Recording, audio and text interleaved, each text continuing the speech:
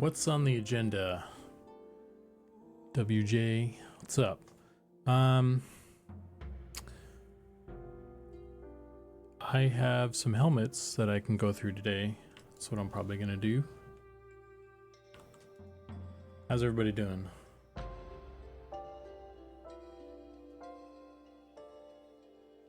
Let me know how stuff is going. I'm using my stream machine today.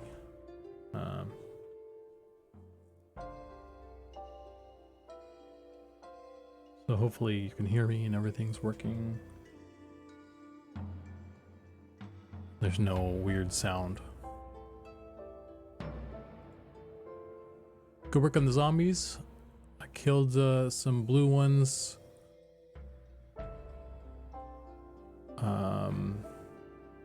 Haven't run across any other colors yet, but I plan to collect the set. Nice.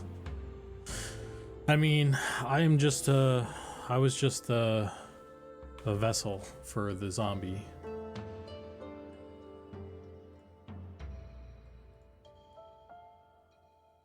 Any plans to add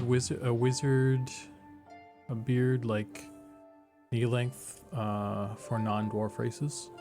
Yes, actually. We are working on. That's the next big thing that's gonna happen is beards.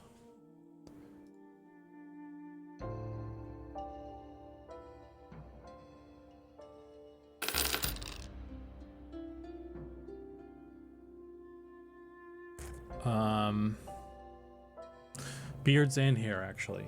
Beards, hair, mustache. I don't know. I mean, if you guys watch Goblin's stream, he's been working on some stuff for that. So that'll be the next big thing that we do a big push for.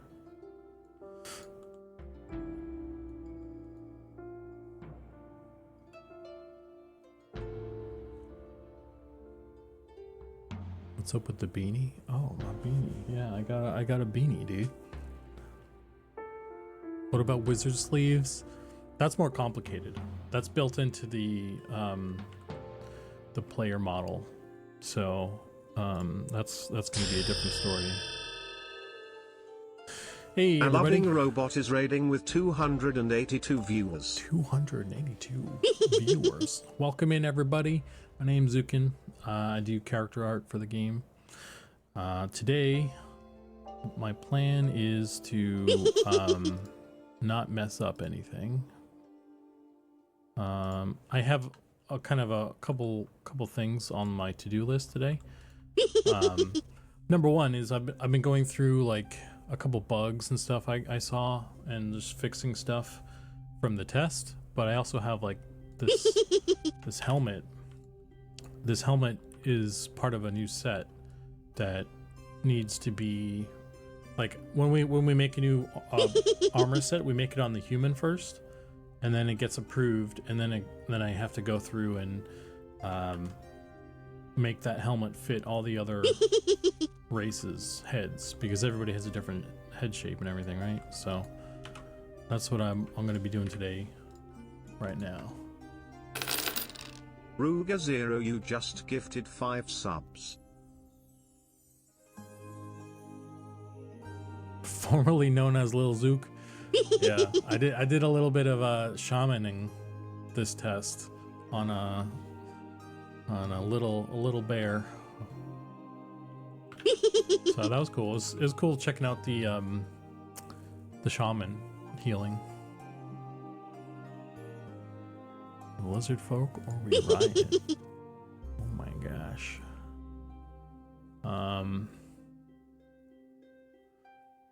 Just a heads up that your notification is a lot louder than your voice. Okay, thank you for the heads up.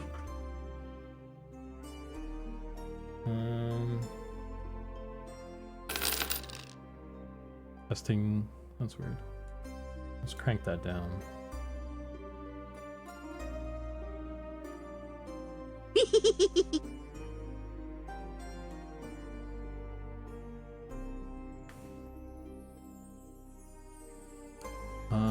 Yeah, again, thanks for letting me know if something's weird. I swapped it to a different thing this time, so some of the settings might be a little wonky. Zukan, were you responsible for the goblin sculpts? Like the goblin model? I didn't make that one actually. Goblin actually modeled that. I only cleaned it up a little bit, but he made the model. It was not me.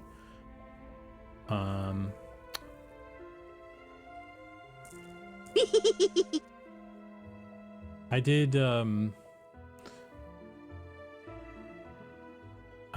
halflings. I did a bunch of the work on the halflings. I did the beetles, all the beetles. I did the rats, the bats, the snakes. I did the drake. I've made all the skeletons. I made the ghoul.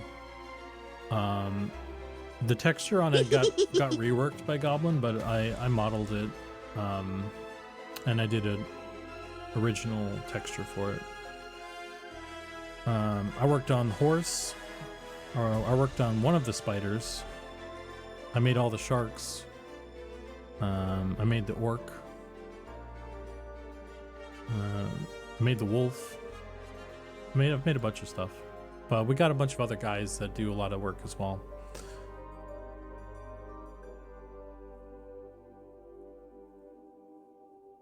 How long until you release the stilts for smaller races? I believe it was going to be in carpentry.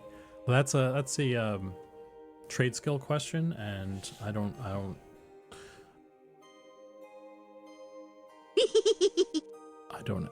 operate within those. Haven't seen like 90% of the models. Good. That means I also did the dragon. I did the dragon as well, which maybe nobody has seen this test.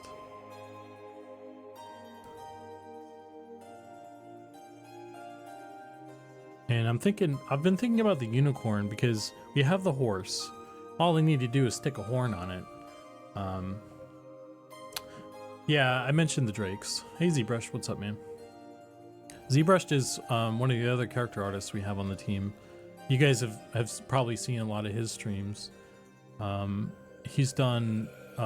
He worked on the wood elves. He worked on the wood elves and the deep elves. He did the donkey. What else did you make? He did the giant. There's sand giants and fire giants now because of ZBrush.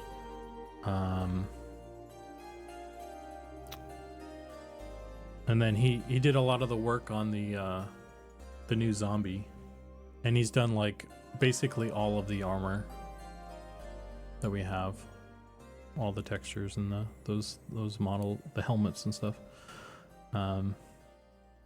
Oh, I did the wasp too. I really like how the wasp turned out. The little gnome girl as well. Yeah, you made the female gnome. So we didn't have a lady gnome for a while. That was the first thing you did, I think.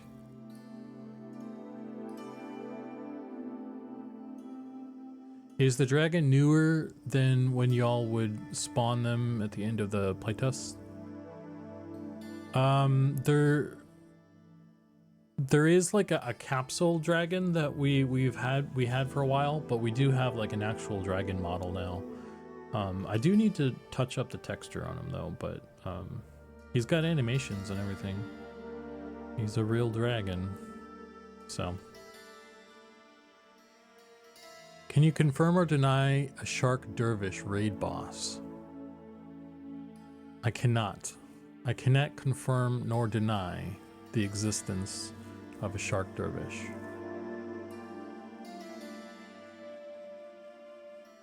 Are you doing the deep gnomes? You showed me the model a month ago, but I'm not sure if you made it.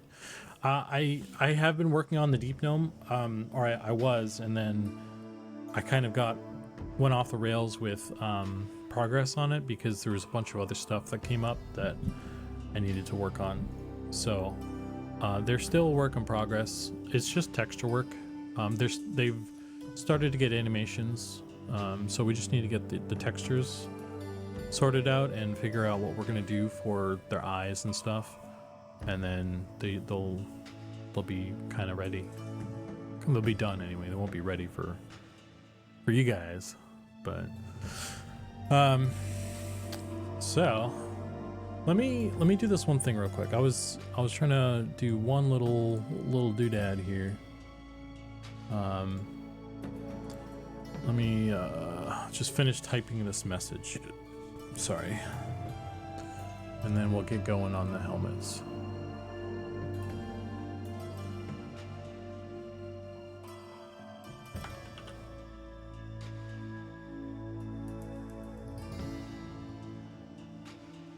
But do you have a goblin dragon? Oh my. Oh my. By the way, Ruguru, thank you for the 5 gift subs. Sorry, I didn't say anything earlier because it's just everything is happening. Ikama, thank you for the Prime sub. Thanks everybody for coming in. Trying to stay up on the chats here. I love the Beastmaster Wasp Pet and Wasp Swarm Pet. I went all in on wasps. Yeah, the whole it's cool that I noticed that Beastmasters get a lot more options now, which is really cool. It's cool that they can have wasps, and the whole swarm pet thing is pretty cool. I've noticed that there's some of them, the wasp in particular, maybe the beetle as well. The color options and stuff on them are a little sus. I might go in there and take a look at them and see if I can make them look nicer. I know the wasp is kind of missing some colors, so I'll probably change, at least give them some colors.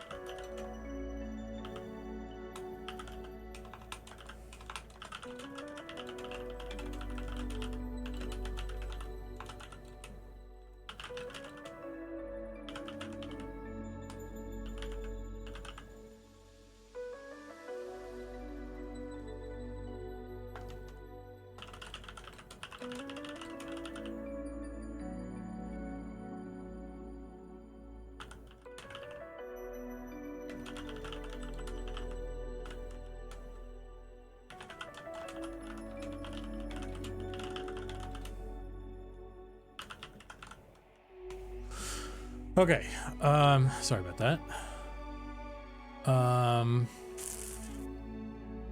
Surprise bees, how's it going? That would be a great name for a Beastmaster now with the wasps.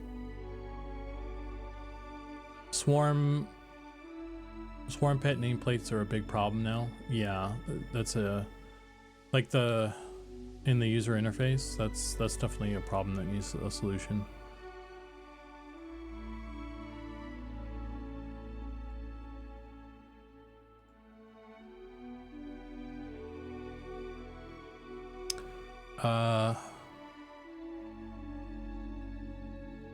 Good to watch you work again. Had life get in the way, so haven't been able to catch any playtests or streams over the last few months.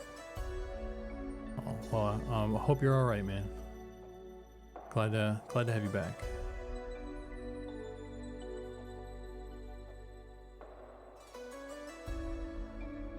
I live in LA. You don't see many references of that online.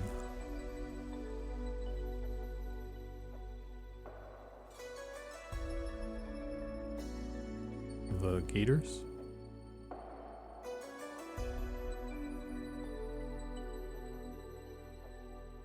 Sad day. Closing out 30 different M&M wiki tabs I had open over the weekend. Did you update any information? You get any new stuff on there? Because it's stuff is always changing. So every playtest, basically, the stuff needs to be updated.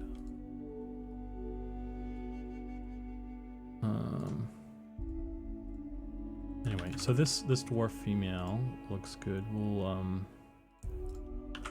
duplicate a different one.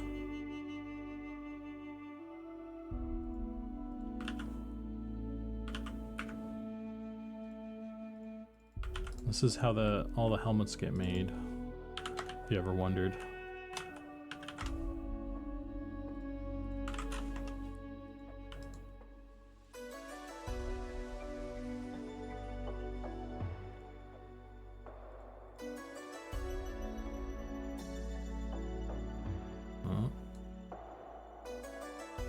This one I might cut a hole in, we'll see.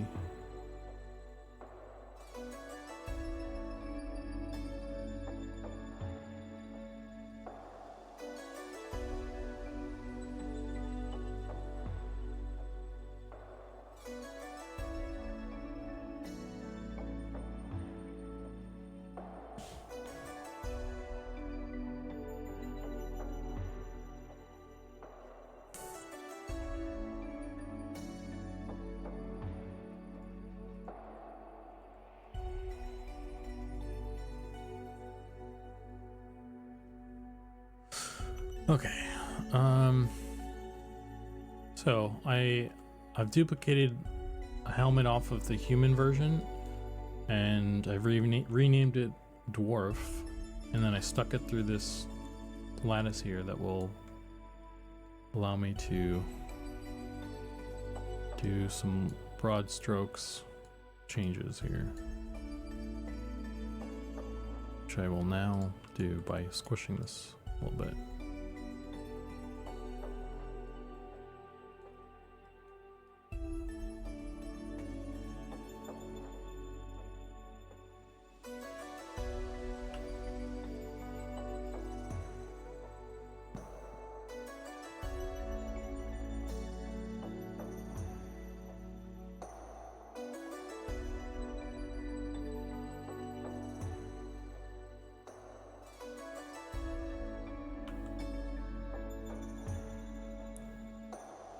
Pull this out more. I think I might just cut the bottom of this off of here.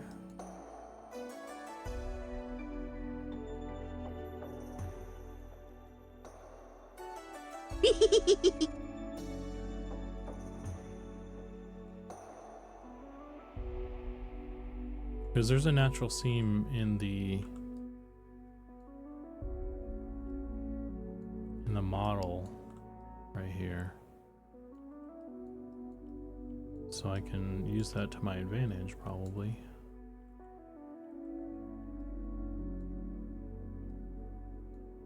All right, that might be as good as it's gonna get. How symmetrical is this?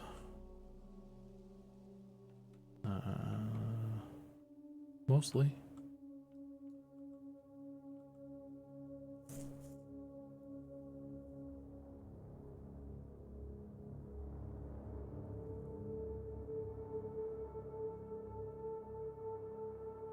Anything you had pride seeing running around during the playtest that you worked on?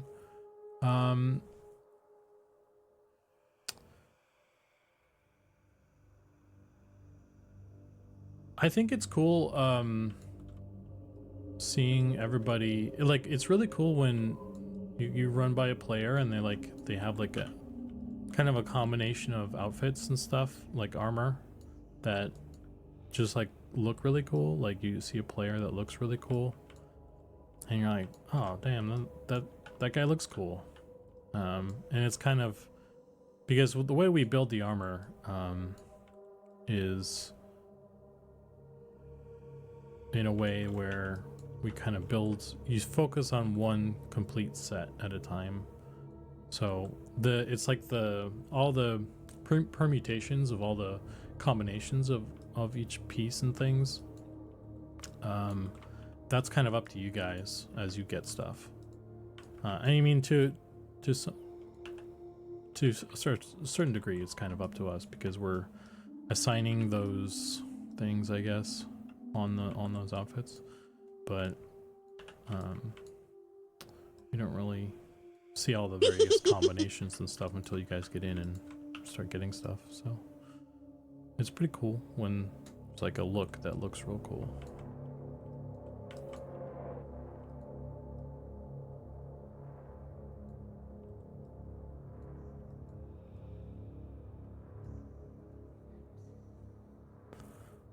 Also, anytime I see a wolf run by, I'm like, yeah, that's my wolf. Or honestly, I like the wasp. The wasp is probably one of my favorite ones right now. I really like the drake as well, but the wasp just, I don't know, it's the animations that the animators gave them. They look really good, in my opinion.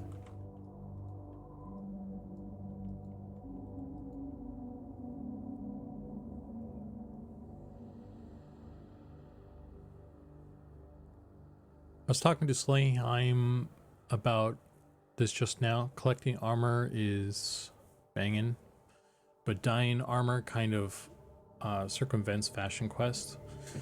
Got to go out there and earn it. Yeah, that's part of why we don't want to do it as well, because there's like on the one hand, you when you see someone wearing something, you'll know what. I mean, eventually you'll learn what it is. Let's see what can I do with this. I'm just gonna delete this. I'm trying to get this beard to poke out of, or the helmet to kind of. Oh boy, sorry.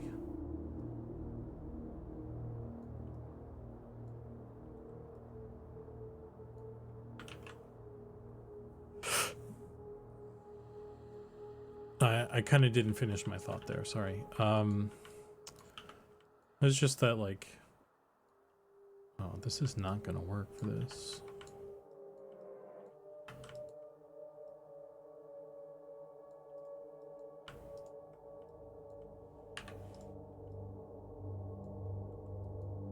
Oh, brother.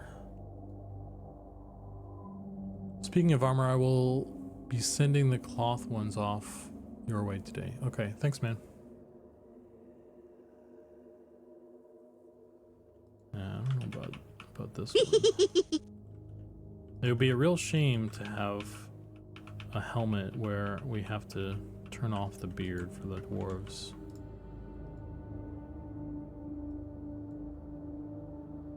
Let's do this.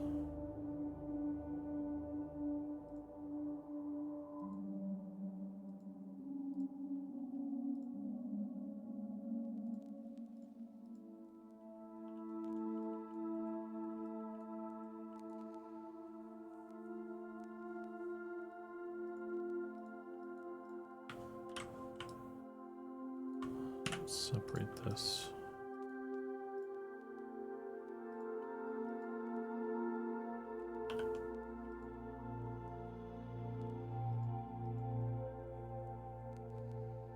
Sounds like a crime dwarf with no beard. Yeah. Chaos says, speaking about the wolf, is there any plan to polish the look of the jackal form for druids? I prefer the slimmer dog, but side by side, very polygonish. Yeah, so the jackal is an older model, and with an older texture. At some point, we need to go back and do a refresh, like a touch up on the jackal. That is something that's on my mind, but it's not super high priority. It's gonna be like a polish item when we get closer to EA and stuff. At least, if nothing else, the texture needs to be kind of cleaned up. But I think kind of taking a look at the model itself is worthwhile too.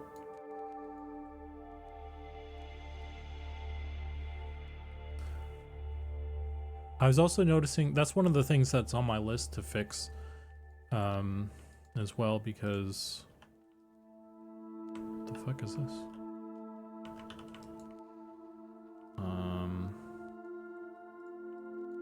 Why is there just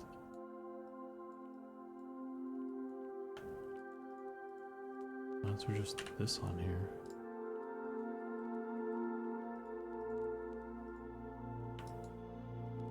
Is this on all of them?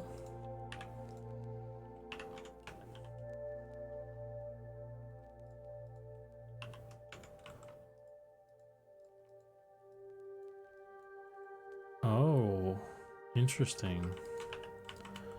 That is a very interesting thing that has occurred here.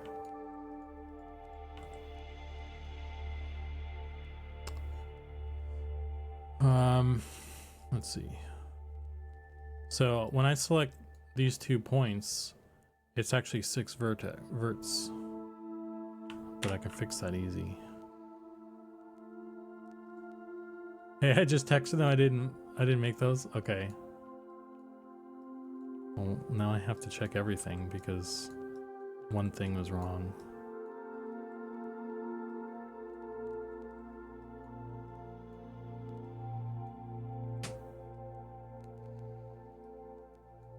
I think I modeled this actually, if I'm not mistaken, or I at least fixed it up. I forget the order of operations on this asset.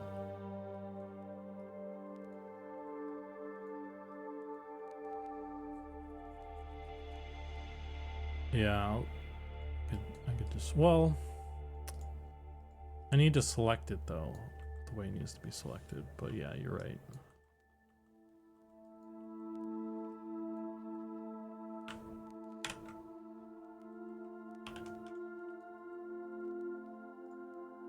Anyway, but yeah, for jackal form, I was noticing that it's like a gray jackal, and that means that there's no colors applied to it. So I need to go to the database and fix that. That was one of the things I've been meaning to do.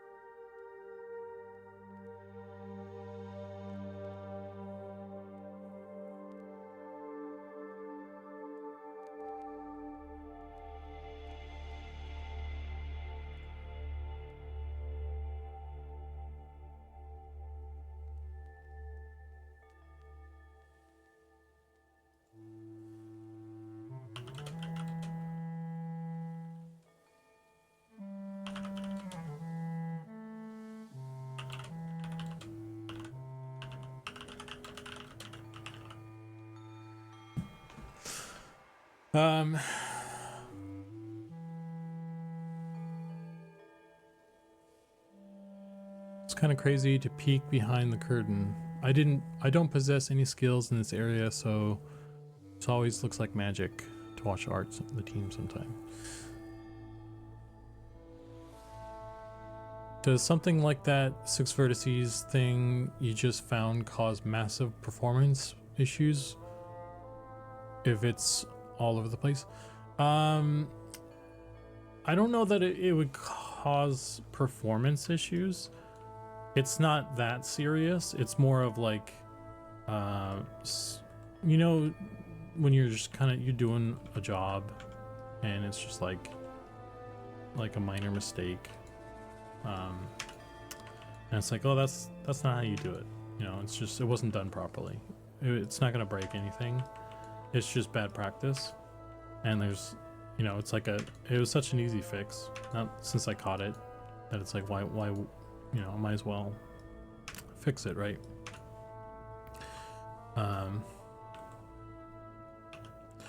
But no, it's not a big deal, and it's fixed already. Luckily, these helmets aren't even in game yet, so now that I fixed it, we're good to go.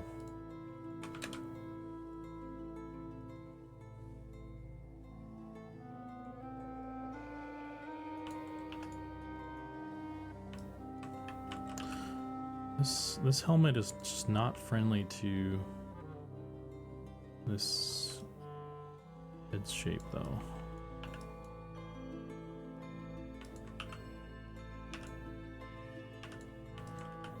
The dwarves and the ogres, they have a very unique shaped head and neck combo compared to, like, if you compare it against the other races.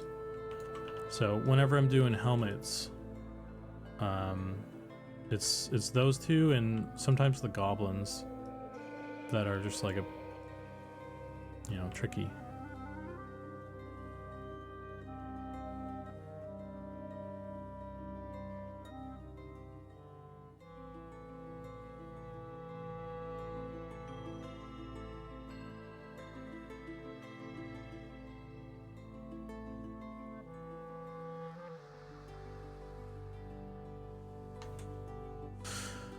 Okay, well, that fits his head. Let's see, let's turn the beard back on. And what can we do? What can we do about this?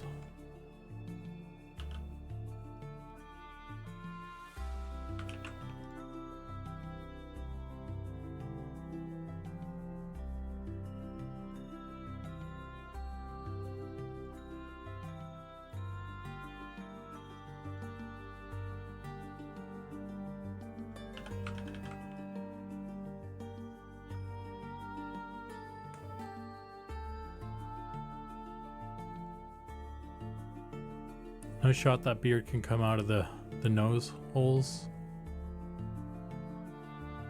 Yeah, these little holes. You want it to fit through the little breathing holes there? I don't think that's gonna happen. Need to fix this too. Looks like it's squished or something.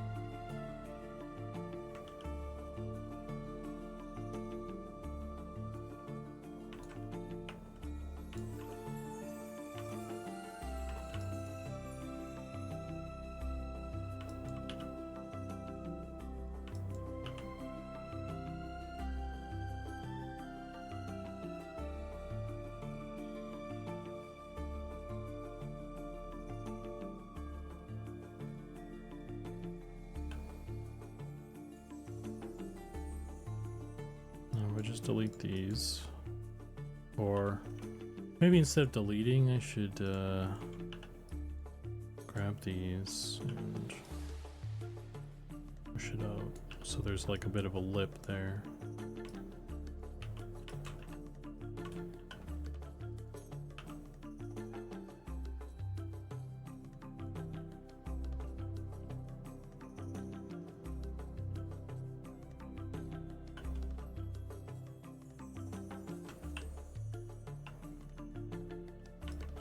Some of this will be deleted, but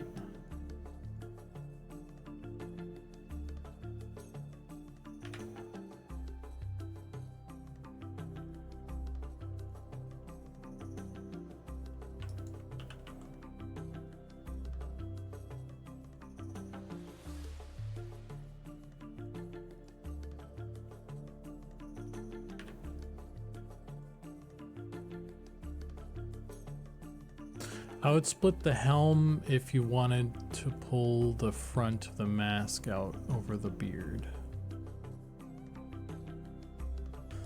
I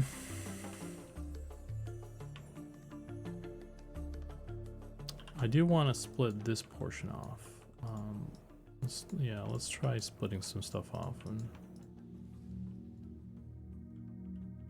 let's split the whole mask off. So now I have this separate. Pull this in.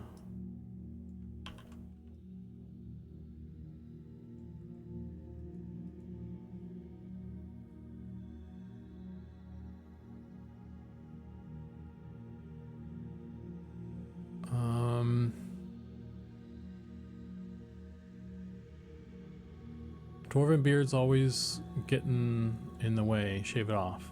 Yeah, man.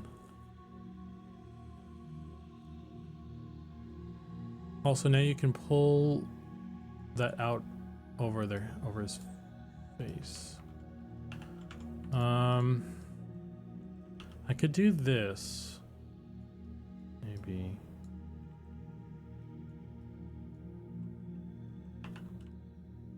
But I don't know if this is gonna...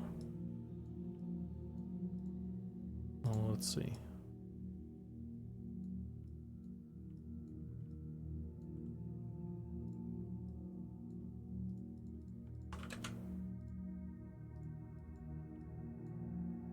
I could do something like this where it retains some of the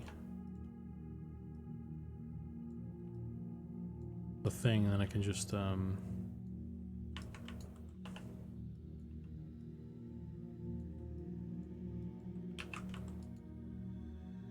remove this in, line it up with that.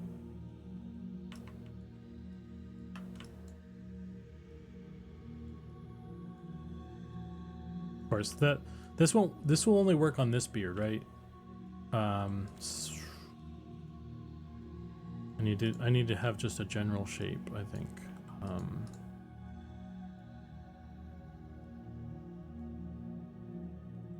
Because there's different shaped beards, so it just needs to generally.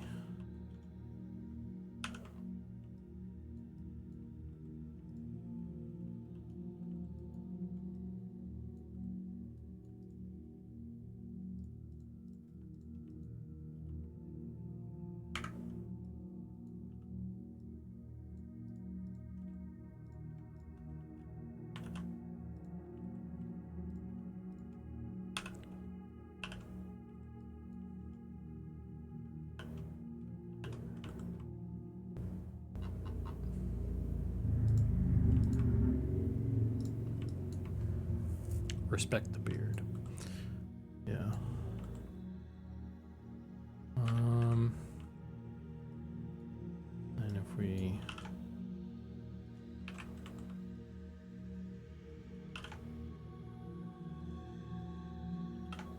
try to fix some of this.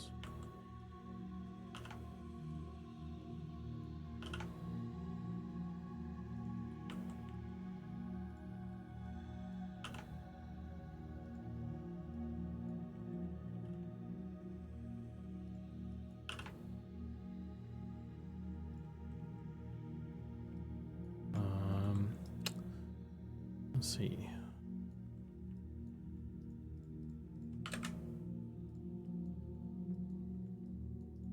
I don't know if this is working so well right here. Might be easier just to pull that in again.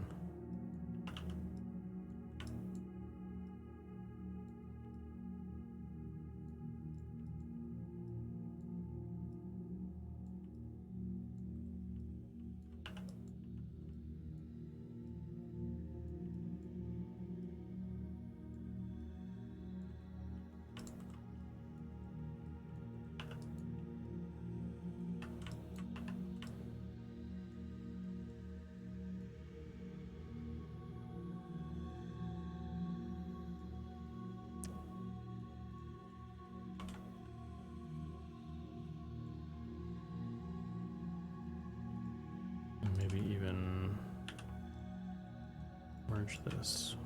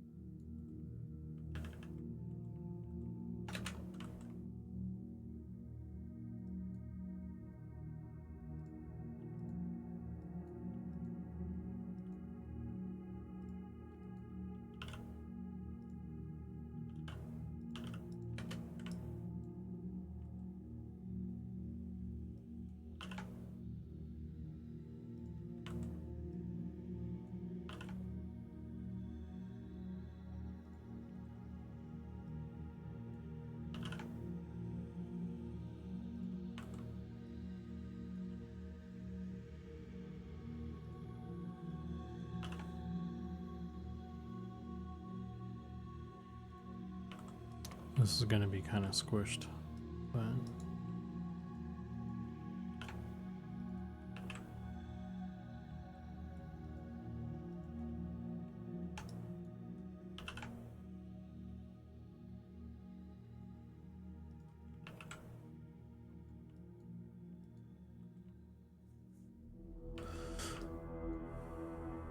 hey Primus, what's up, man?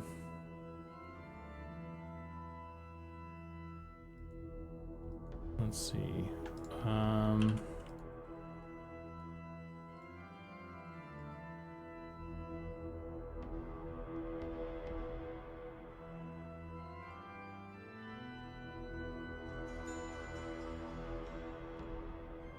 that off. It's just distracting me right now.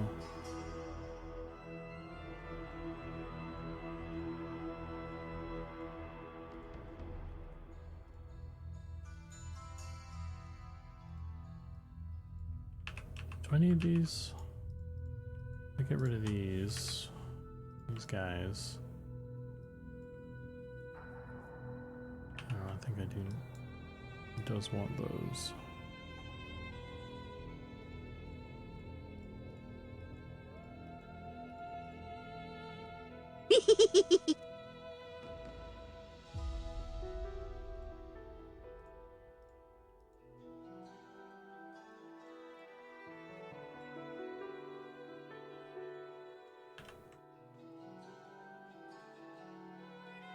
Let's pull these ones up, maybe.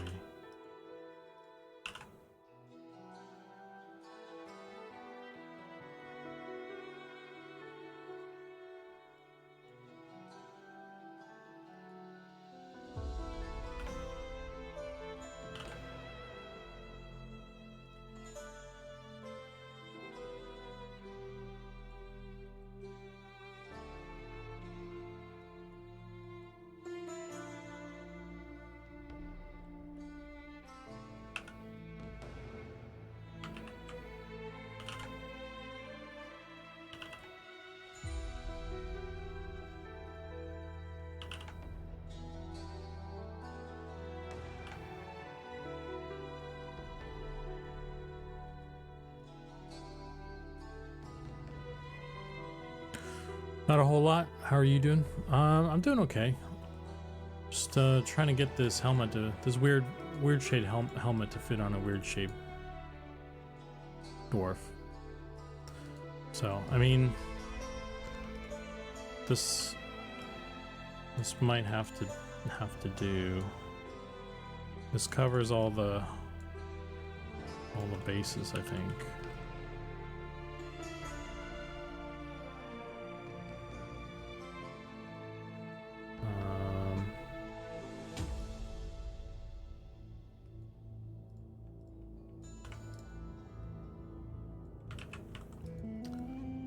Let's do this.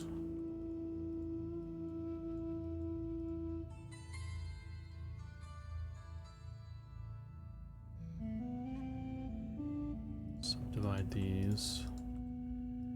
And then these are joined, so I'm gonna repair this back to have it be in one piece.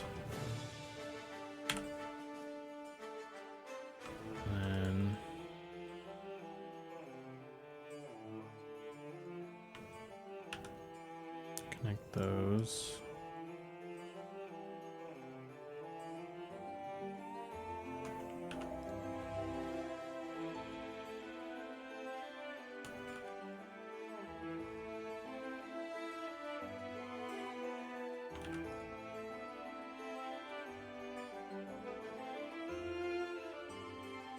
Okay.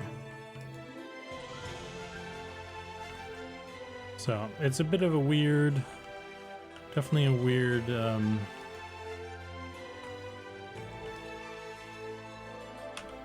solution, and it's not good, not the best. So some stretching there. But it wasn't really designed to be smushed in this way. So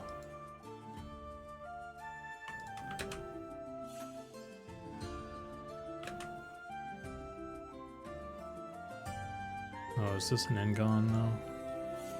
It is. Okay, well that's a problem too.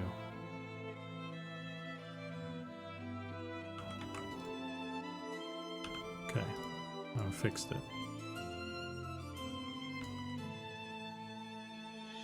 Honestly, this could be merged here too. I don't actually need that.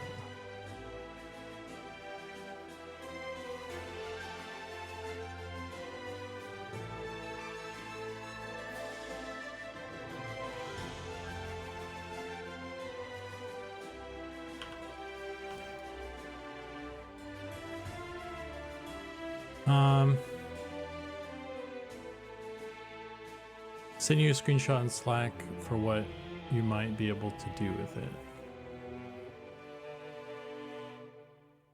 I mean, I guess so. I could try that.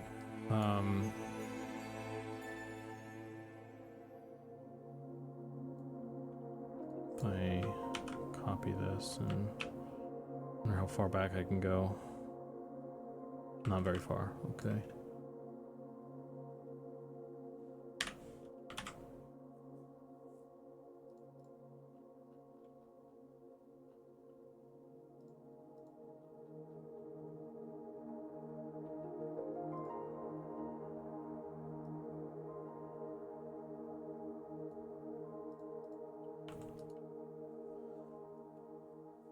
Better Half Gaming says, I'm starting to learn game dev and I have to start diving into 3D art. Any tips for someone starting out? Yeah, if you're like just brand new to 3D, I think getting Blender is a good start because it's free and there's a ton of tutorials out there on YouTube.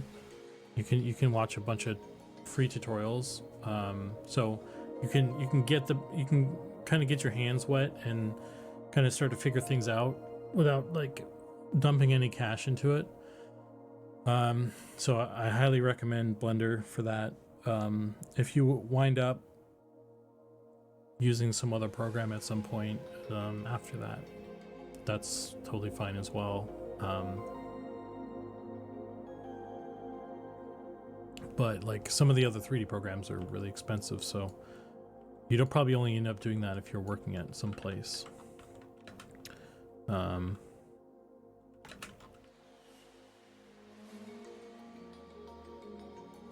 save this. But yeah, I think grabbing Blender, and then there's one tutorial in particular that I always point people towards, because it's a very comprehensive thing. So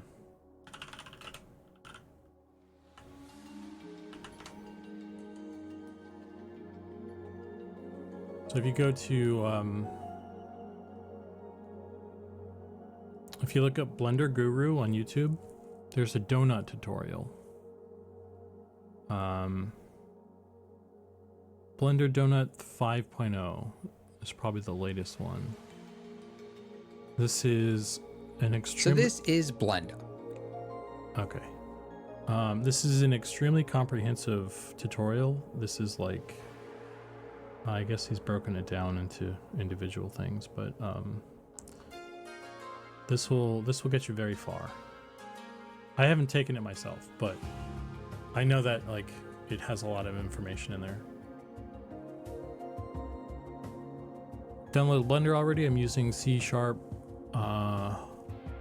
and Unity for the programming. Still learning, but I want to start developing by the end of next year.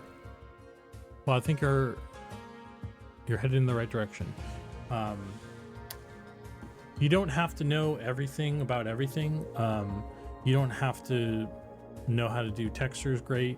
You know, when I say we, I mean like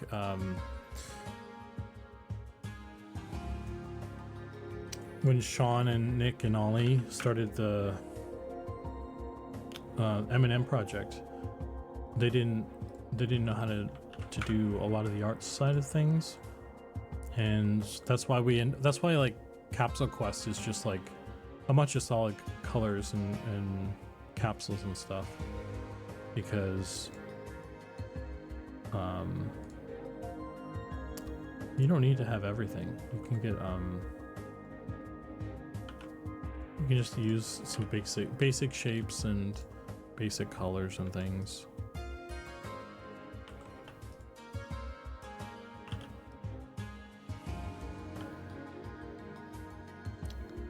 See, I'm starting over on this helmet to try out the thing that Zach sent me.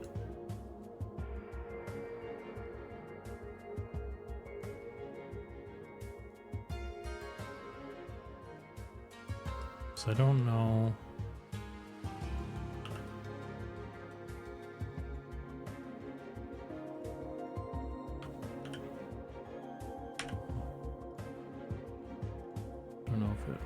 How I feel about doing it that way quite yet. So we're trying it. We're keeping both and we're trying both. Let's see.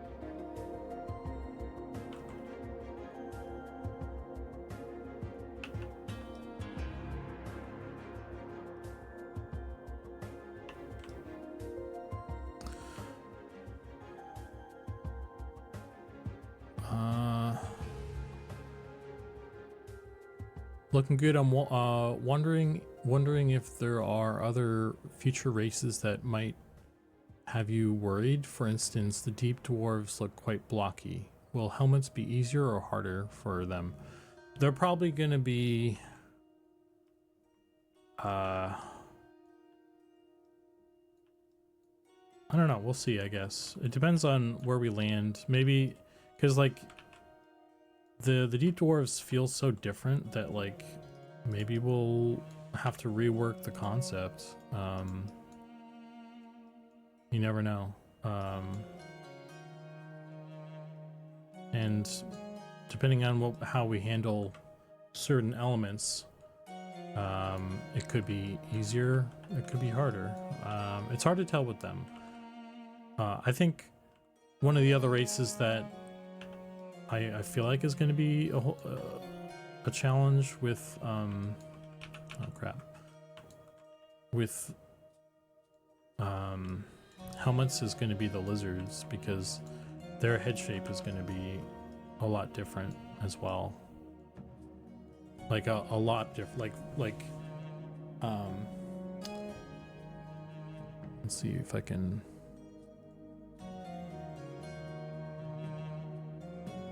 Pull up. If you guys haven't seen the lizards,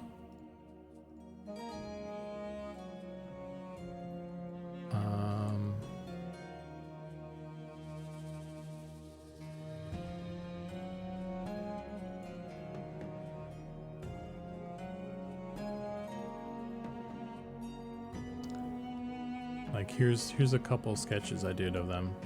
So they have like kind of a totally different like orientation of their face and everything, right?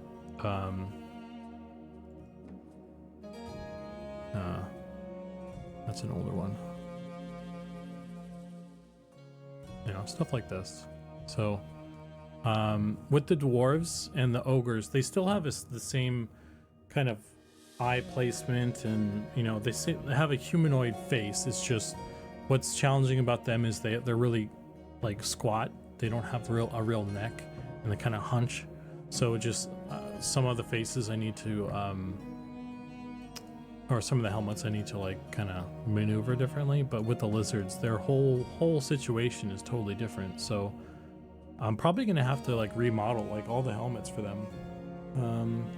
We'll see how it goes, I guess. Like hoods, you know, some stuff like hoods should probably not too, it depends on the helmet too, right? Like this helmet is gonna be a real bitch to get on them, I bet.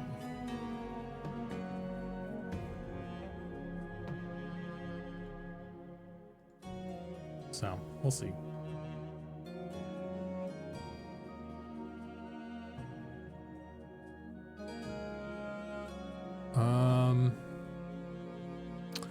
Primus says he started the donut tutorial. Gonna make a little imp game, Primus? Little imp MMO. That'd be cool.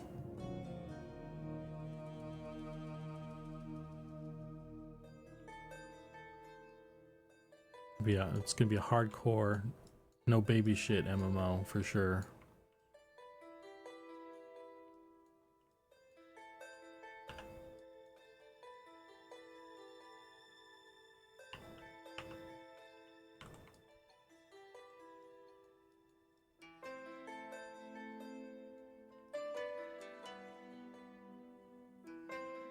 Thought about little 2D imp RPG, but coding is hard. Yeah, that's the part of things. That's one of the aspects of the stuff that I just don't know about.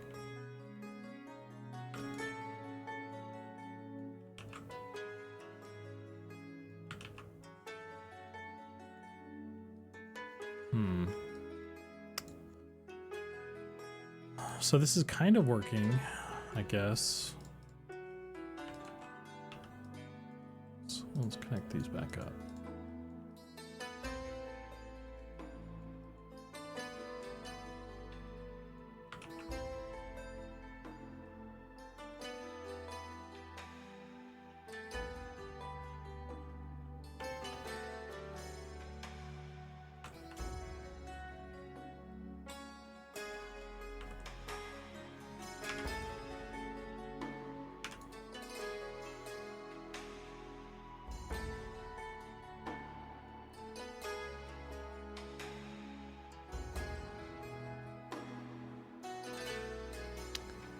Pixie Moon Magic says, I hope you're having a good day, just lurking while I work. Thanks for all your amazing art on M&M. The game looks amazing. Thank you, Pixie Moon Magic. That's very kind of you. Yeah, just working away. So it's a Monday, right, for everybody? Are most people back at work already? It's kind of a warm day today.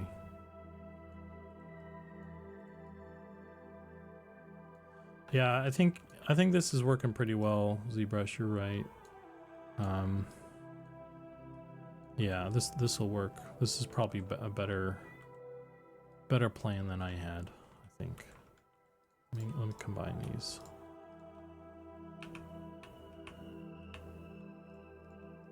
Let's join these again.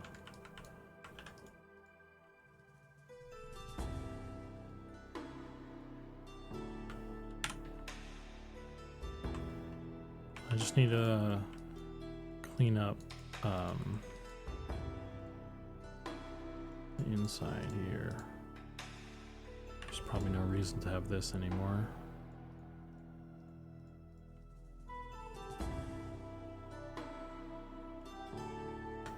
And then there's a hole here now, so I want to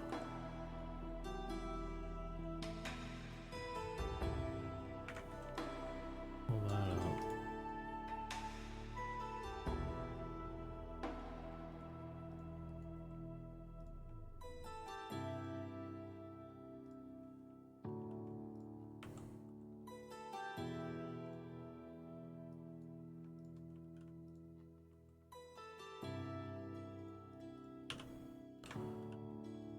Okay.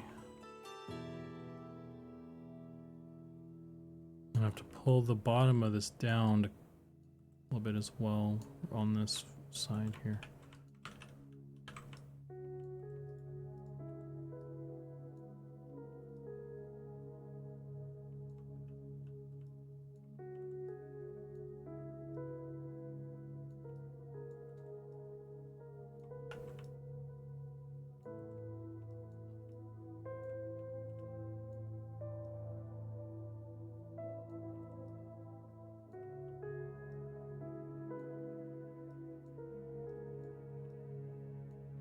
Okay.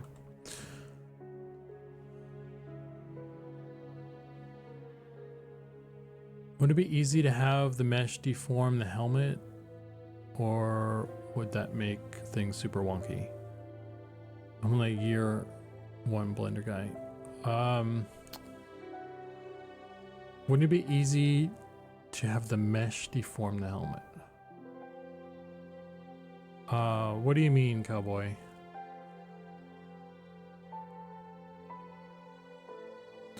So the goal is to make the helmet noticeable, but its own thing, but made to fit each race. So things go, oh shit, that's the helmet of whatever. Yeah. So I'm not trying to. I'm trying to. So we have. Okay. So this is what the helmet is, right? This is what was concepted, what was made. We make all the armor off of the humans, right? So this is the helmet concepted and built on off of the human model. And so what I now need to do is take that helmet and make it fit on all the races, because when it gets assigned in the database, it just needs to look like that helmet, right? But it needs to fit on everybody. So I'm basically taking this guy and making it fit on the dwarf. And I'm not trying to change. I'm trying to change as little as I can. You know, it still needs to be and look like the original version. It just needs to fit this head. So I'm not trying to change the design with this. But stuff has just got to. I got to move things so it fits on this doofy ass head, you know. The only thing that is different here is the dwarves get kind of a special exception. I've been trying to get the dwarf beards to always stay there. So that means I have to build the helmet around the beard. But it's only because of the dwarves. It's like a dwarf exception. It's not everybody gets this rule.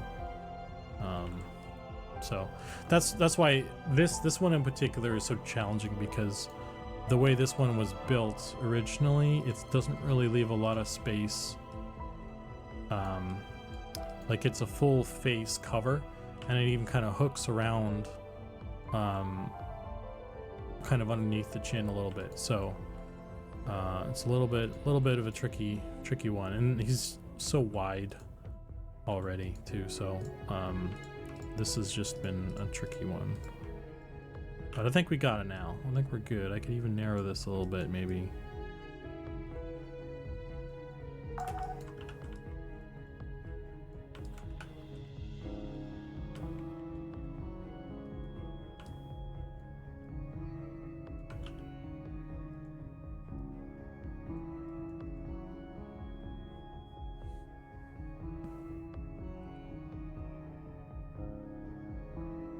Who's texting me?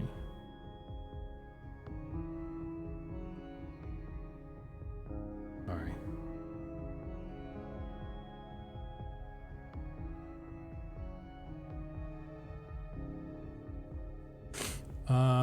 Hey, Jumpin', what's up, man? All right, so the head sizes are different with geometry and such. I liked how Warhammer Online made dwarf helmets. Yeah, this isn't a dwarf helmet. This is actually a Night Harbor human helmet that I'm trying to get to fit on a dwarf. So it's not really designed necessarily to fit them, but I'm gonna make it fit them.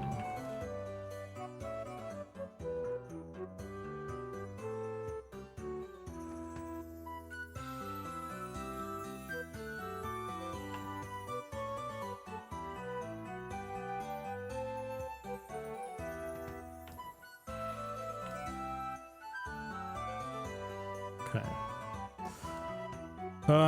I think that's the best we're gonna get, honestly. That works. It's not the most graceful, I think. Let's maybe pull this out a little bit more.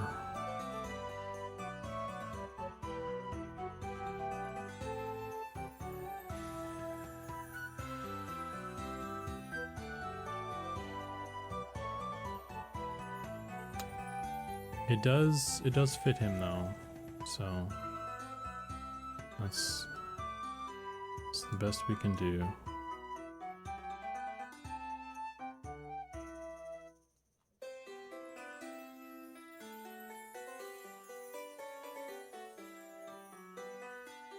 It's a little squat.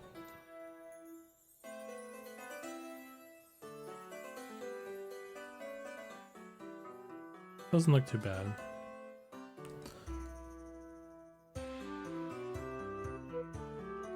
Okay. That took a lot of extra time. It shouldn't normally take this long. Hey Vishan, I am a dev, yes. I'm one of the artists. I never did my thing here.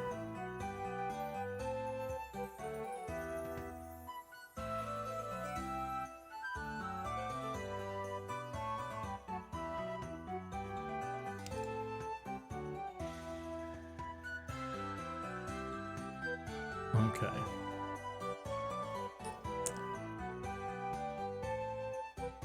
All right, we'll go with that. That's pretty good. Where's the other one? There's this one.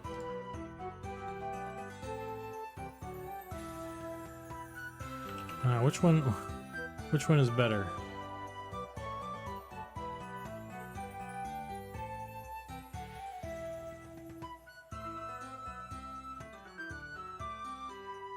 I think this one fits the original closer.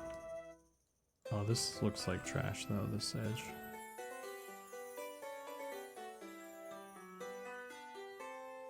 I wonder if I can splice the two. I like the back half of this one better. Let's see.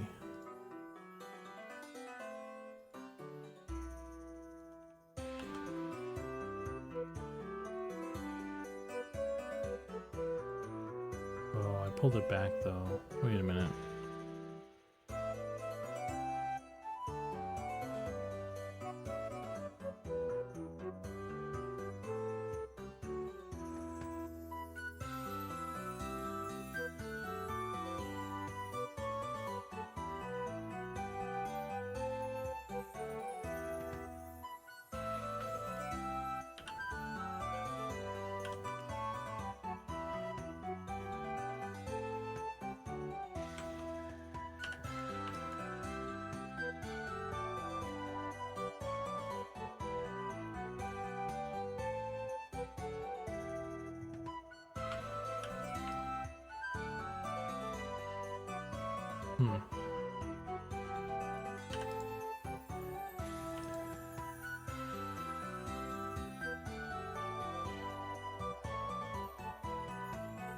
That looks pretty cool, actually.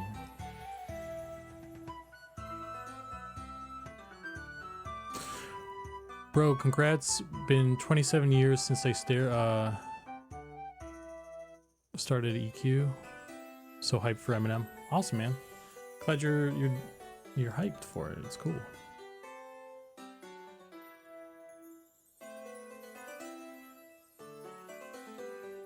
Yeah, I think this is the way to go.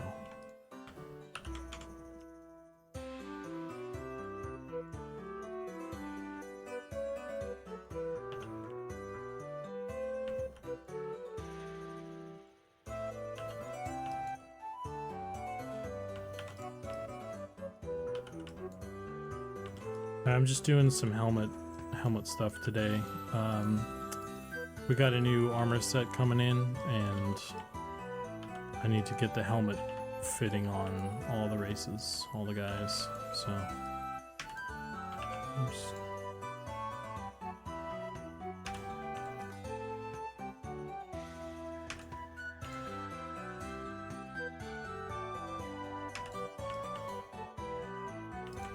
Okay, how's that look?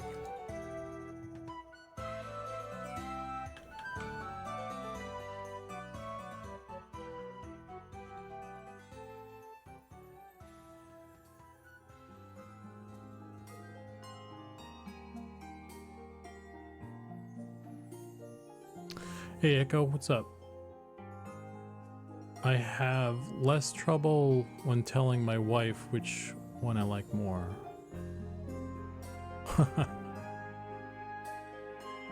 Great weekend in game. It's a real gem. Yeah. I had some fun too. I was trying out the shaman. I was trying out shaman healing.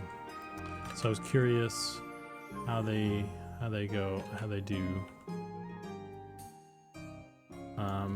I think they're pretty cool, but I think I've decided that cleric is my favorite. Like if I were to play a healer, I'd probably play a cleric.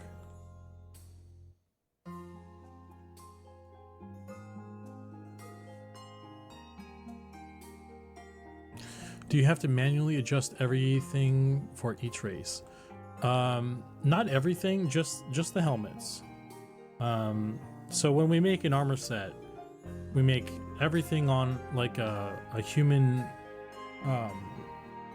It's not quite the human model, but it's like a human proximity, or not proximity, proximity of a human. And then we model the helmet, we model the shoulders on that, so it's human scale. And then it goes through the whole approval process, and then a large chunk of the armor is texture, and as long as all the UVs for all the races are like lined up the same, which they already are, a lot of the armor texture is just automatically works for everybody. There's no like additional work that's required. But helmets being like a piece of geometry that needs to fit on the head of the player, there's no way around not doing like a custom mesh for those. So it's the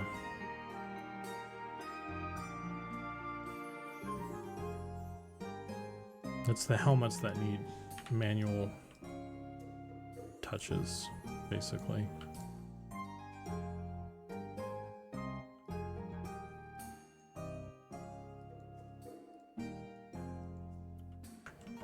So that's what we're doing today. Oh boy.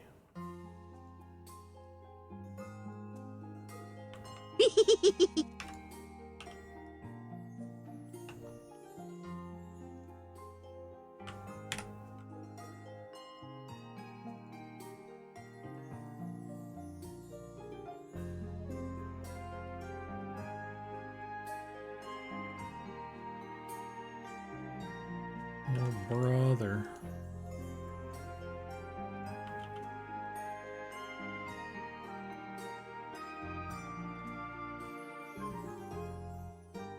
I'm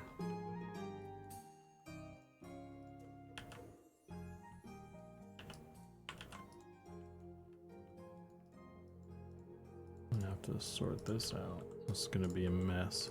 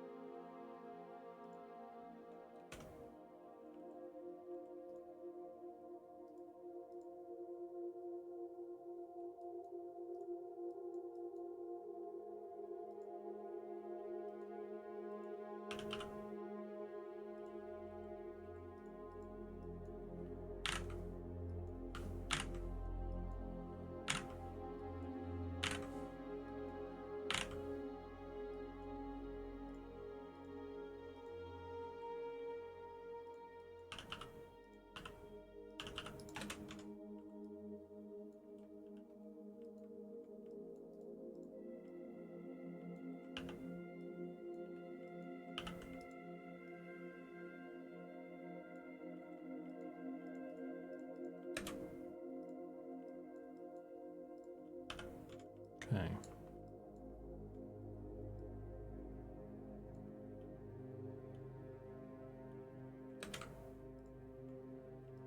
Okay. Let's get rid of those.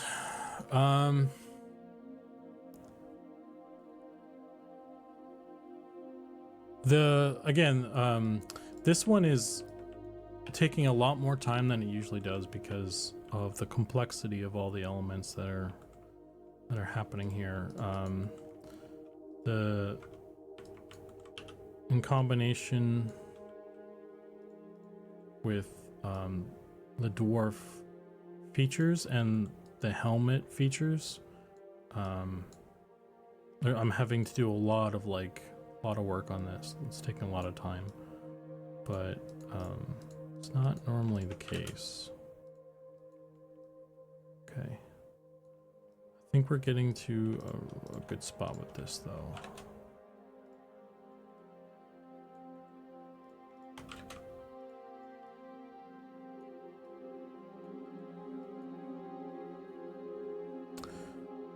So how much will be the most expensive item from vendors? I think all dwarven helmets should have like a surcharge, a beard tax. There's a beard tax with all dwarven helmets, in my opinion. I think we should do that. You're right. Makes sense to me. You want to save money? Cut your beard off. I don't make the rules. I just work here.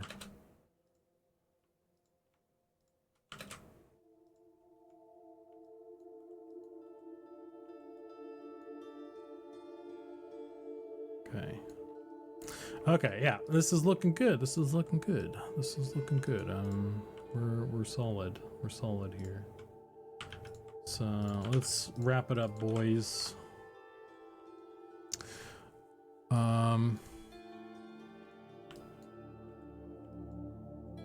I don't know. I assume ZBrush is still here, but I'll shoot him a thing anyway.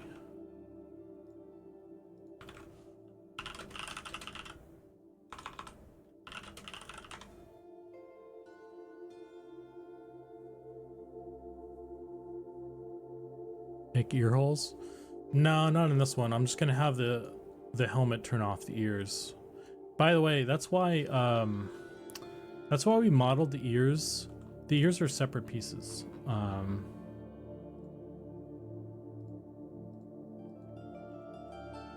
So I can, these come off. Boop. I don't know why that's not coming off properly, but they come off. So that when you put a helmet on, it turns the ears off. So that there's no conflict there. All the races have that. That was built in. That was by design. We had the forethought of such technology. So it's kind of cool.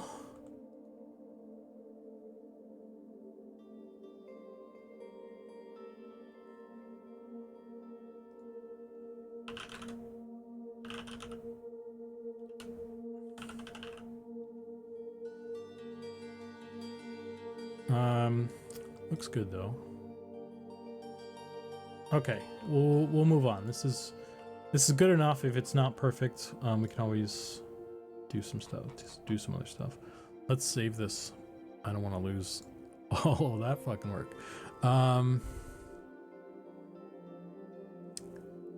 excited to see what you guys start doing with armor sets visually and thematically come late game. Yeah, it's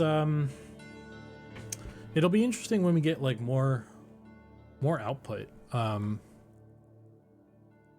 either through like being able to have like ZBrushed or other folks like full time on the project, or finding more people, or dipping into outsourcing when we're able to produce more things more rapidly. We'll be able to get a larger range of things and have more nuanced stuff, because right now it's a lot of work, and we only have so much output from the team that we have right now. So it'll be cool when we can do more stuff with armor for sure. Yeah. Like one of the things that we've talked about is taking all the armor that we have now and kind of fucking it up, you know, like putting more dents or holes or scratches or like you know, just like a beat up version of it, so that there's like a pristine version and like a busted up version, so that like you can kind of like, you know how you can, when you get a piece of gear, you can repair it, and then it becomes slightly better. And it would be cool to like have a visual representation of that too. So when you get like the busted up version and then you go and repair it, it gets kind of cleaned up a little bit, like both visually speaking and like stat wise. But that's a lot of manpower that we don't currently, we can't afford right now. So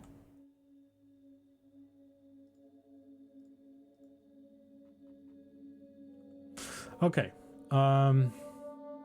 let's do the elf.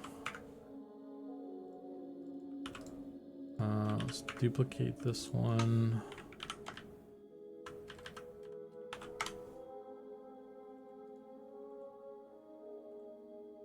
Hide that.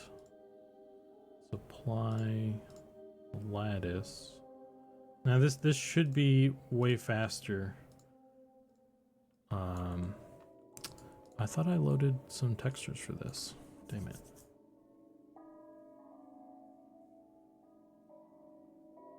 Without a nose, how do goblins smell? Terrible. They don't smell like anything without a nose.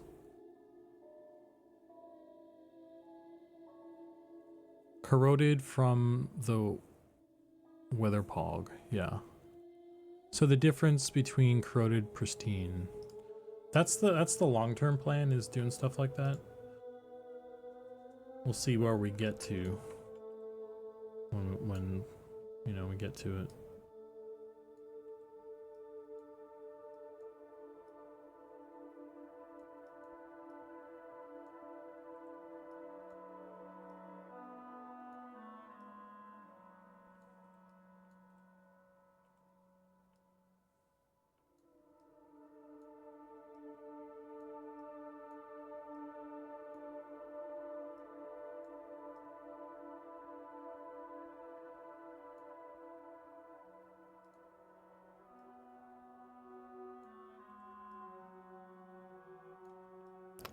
Damn, I've got a wide ass head.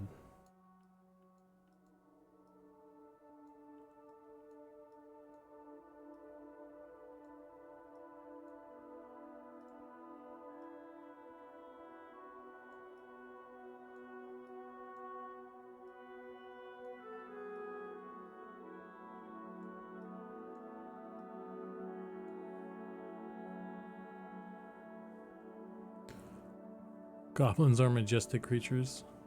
Are they though, Elcry? Are they? I fear a lot of goblin players aren't true believers and will abandon them for trolls. Grey Bomb, I think you're onto something. I think I think there's a silent majority. They're just there for the hype right now, but they don't believe the true goblin way.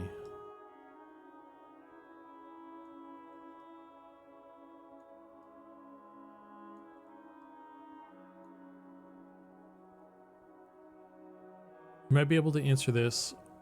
Art, texturing, modeling obviously has bottlenecks due to volume. Where else do you guys have bottlenecks on? I think animation is can be a real bottleneck, because that's also a really time intense task. We do have 3 animators now, so that definitely helps a lot. I don't know that we're hurting right now in that department. Partly because the current output on like new models is pretty low because we've been trying to go through some armor textures and stuff, and there's no animation dependencies on that sort of stuff. So the animators kind of got a break and they were able to kind of catch up on stuff. But if all three of us just started making like new characters, new models, you know, if we did that for 2 months straight, they'd probably be behind. So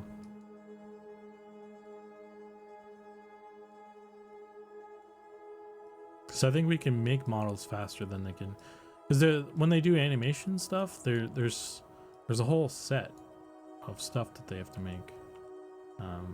So there's a lot of stuff.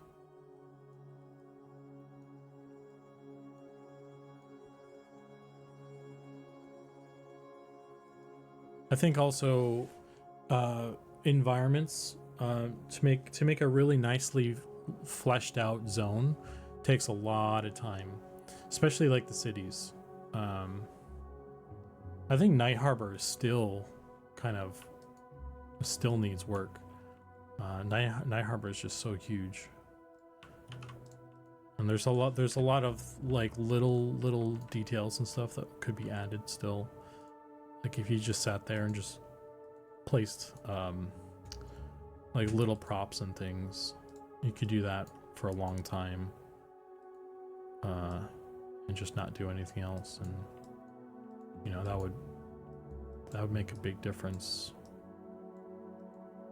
But that's a lot of time just doing small details, so it's a balance.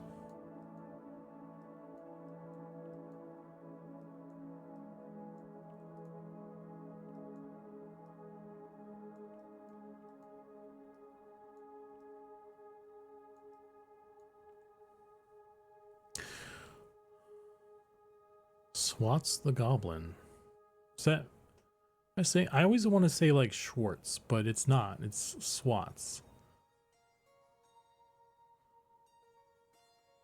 I don't know. In my brain, I think Schwartz, but that's not the words I see when I look at it. So.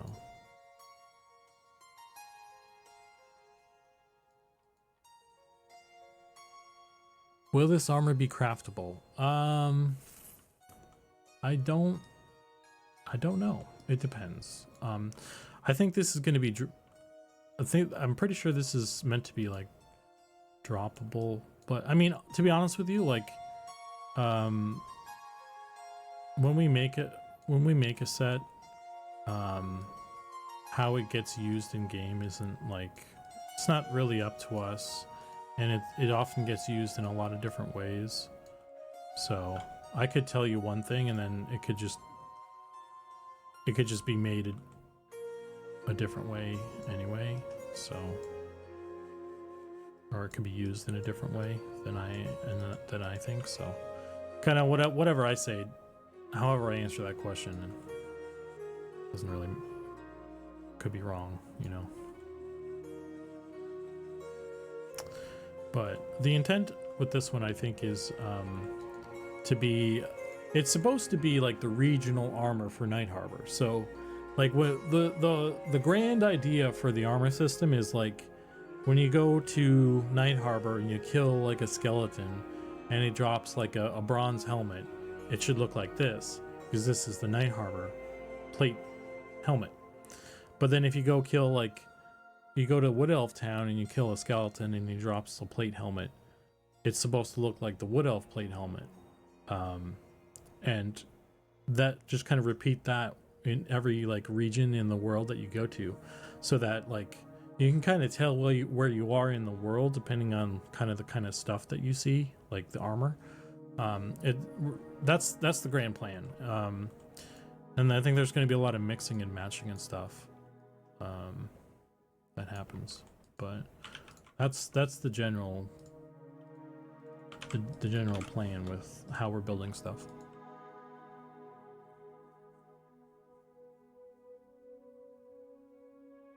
I feel like Mel Brooks. Yeah, dude, it's may the Schwartz be with you. Use the Schwartz.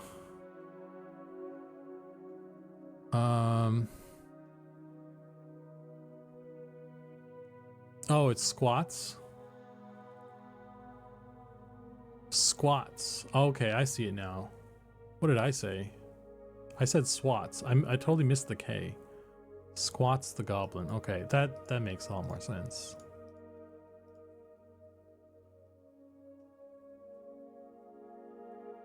Spaceballs is good. Blazing Saddles is my favorite. Does this game have a red well, God. Devious? Defias? Why can't I say that word? I know what you're referencing though. I don't think we have anything. I guess maybe the mask thing from WoW. Maybe the Scarab armor. I don't know that we have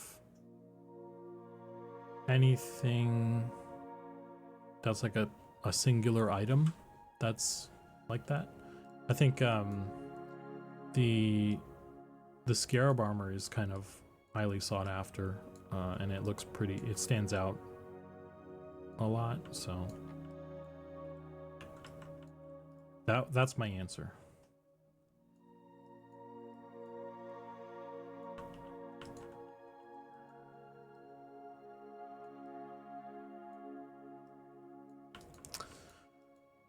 Yeah, with the horns? No, it doesn't have horns on it. And honestly, I kind of want to like rework that set.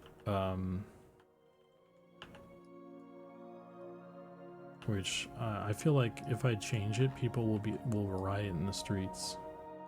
So, okay, this is done. Let's move on.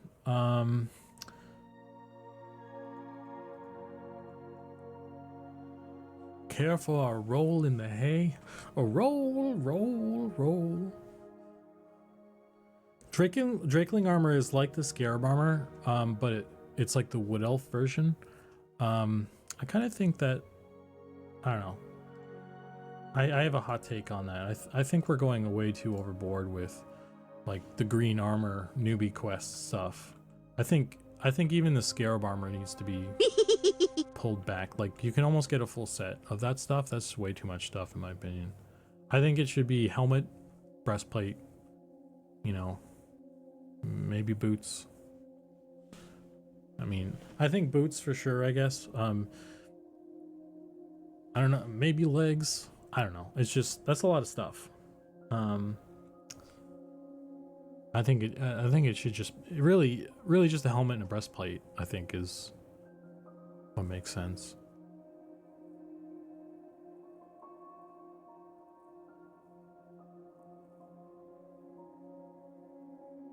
Hey Gorf, what's up, man?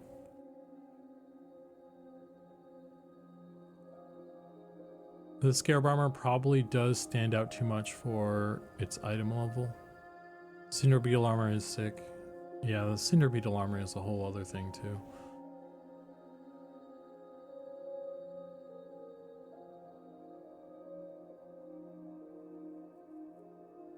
Are the stats the same as Scarab armor for Draking?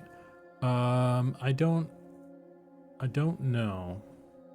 I haven't actually done the Drake. I haven't really done the Wood Elf town really at all yet, so I don't really know much of anything there.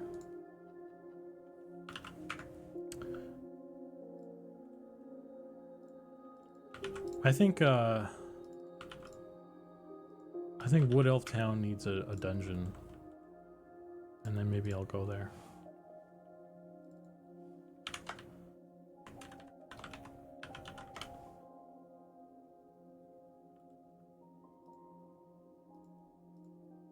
needs like a crush bone. Not directly crush bone, but like some dungeon that's cool. I don't know. Because like, I always went to Kelthin because crush bone was the shit. I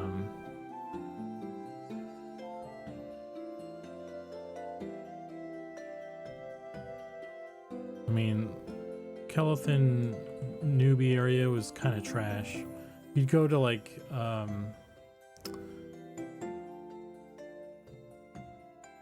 mean, honestly, the halfling newbie area was the best in my opinion. And then as soon as I got to like 6, or you know, if I waited a little bit longer,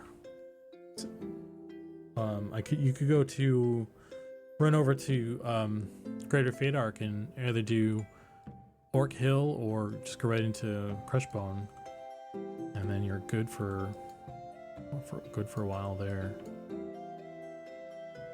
That was my typical route.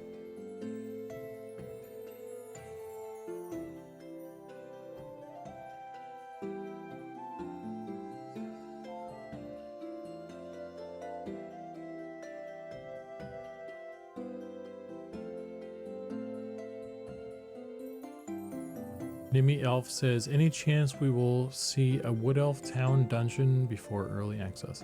I have no idea. I've like I said, I think it would be cool to have. I don't know what the plan is there. I'm way too busy with character stuff to really keep up on environment art. So I don't know what their plan is. But I mean, I think a dungeon there would be a good idea for a number of reasons, but I don't know what's going on there. I think it kind of sounds like we're focusing on, because we have limited manpower, right? Tormentor 75 just gifted 50 subs. Oh my god, holy cow. Thanks, Tormentor. That's... holy shit, that's 150. That's... Wait. Gifted 50? Oh, okay. I thought it said 150. I was like, holy cow. That's still a ton, man. Thank you so much.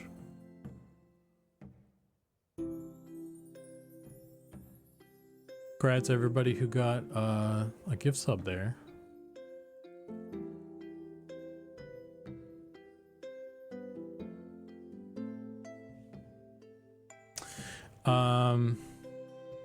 What was I saying?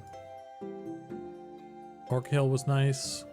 Just to go to just outside Caladim, then run to Crushbone. I didn't like Butcher Block. Butcher Block was kind of a pain in the ass, honestly. Right outside Caladim is good for like 2 levels.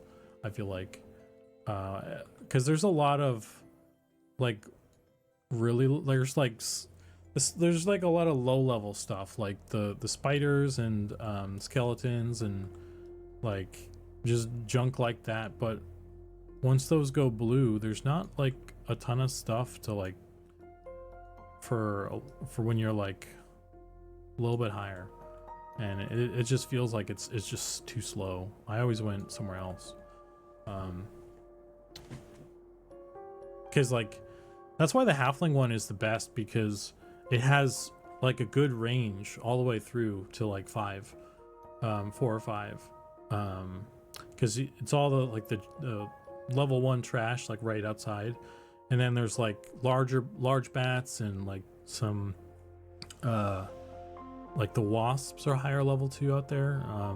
There's the bixies are kind of high up there too, so like you can once you like go blue on some of the like the rats and the low level bats and stuff, there's other stuff you can like slam on to like speed up your progress.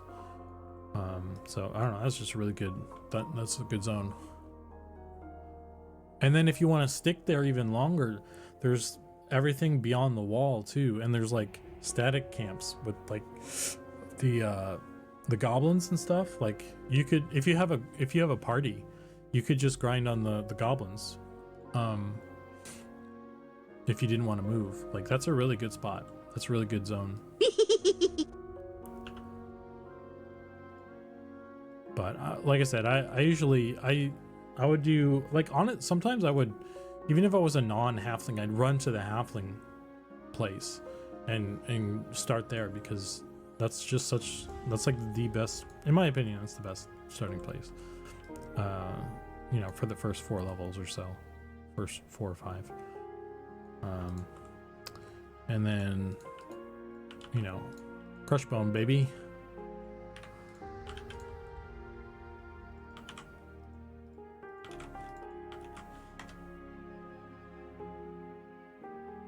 Inethul? Inethul is pretty good too, but only if you're like a tall boy. Torm, thank you for the support there, man. I appreciate the Ko-fi. Feeding the lizards. Hope you had a great Christmas and a Happy New Year. Thanks, man. I hope you did as well.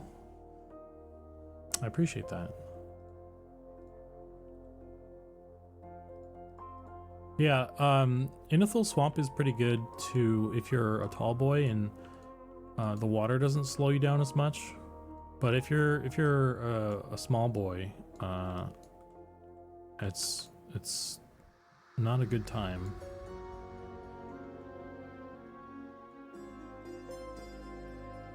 I mean, once the frog locks outside of Guk are a nice little static camp though.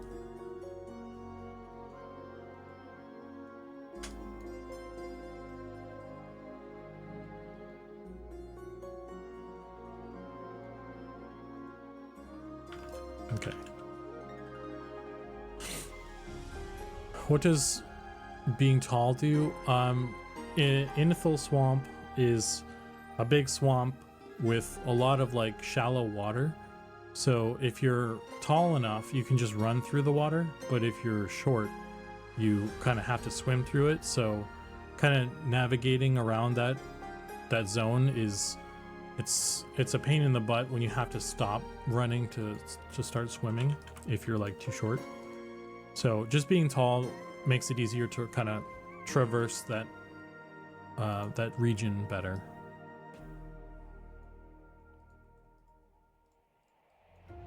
It's just a convenience thing, really. I just realized they never set foot in Crushbone until in my original EQ time. I'm trying to think. I think in my back in the day in the original times, I don't think I ever went to Mistmore.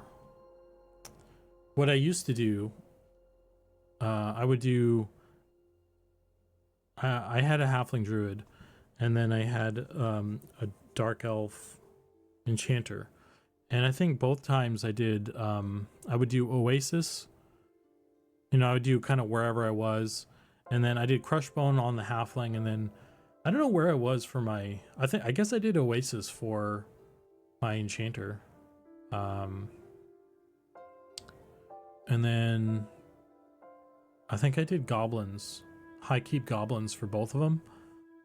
And then kind of wherever else next, you know. But I never did Mistmore in that level range. I never set foot in that zone back in the day. It was only until P99 when I went there, and I was like, oh, this is the happening spot. Everybody's here.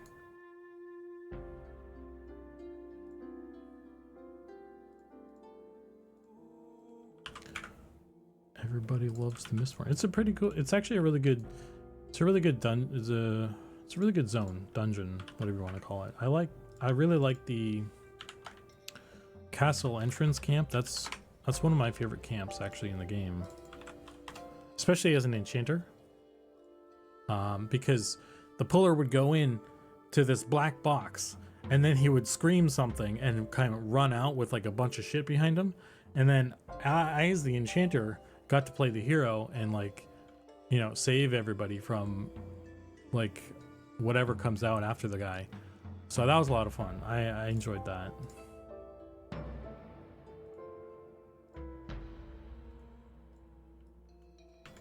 Because that's the part of the enchanter that I really enjoy is like kind of derailing trains kind of stuff, saving the party from certain doom kind of thing.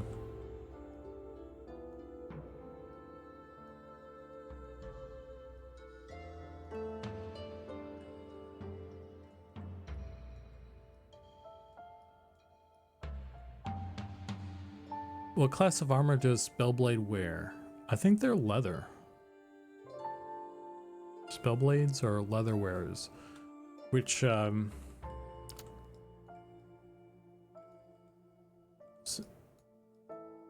is interesting considering they have a taunt. But I think they have like they're them being like kind of a wizard hybrid. They have like some like they probably have some runes and like spell protection, like what do you call it, like arcane the shielding spells. So I think you can probably offset a lot of the lost AC with magic, and I'm sure that's the intent. So it'll all they're not meant to be main tanks anyway. They're DPS, so it's fine.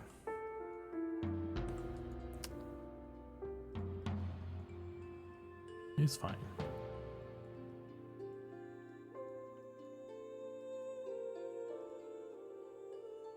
Anyone know Nick's Twitch stream so I can add that one? Yeah, it's Nick Hotz. I think I have it should oh, I guess it doesn't.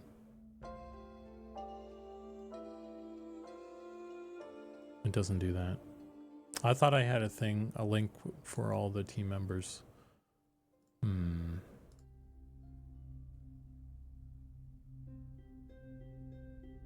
me see.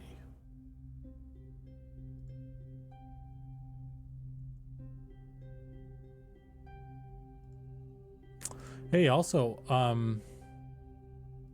didn't do the money hats for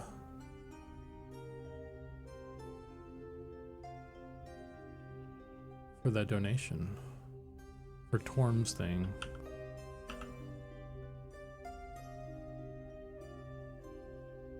Maybe that's not working. Hang on.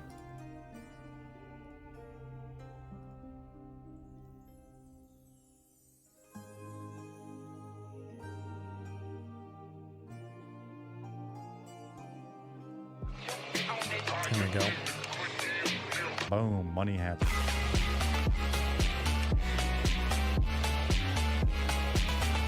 Money hats for everybody. Boom, money hats.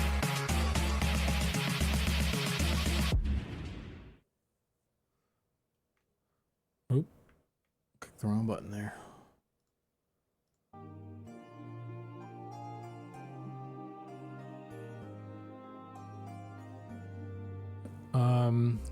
Sorry if my stuff was a little wonky right now. I'm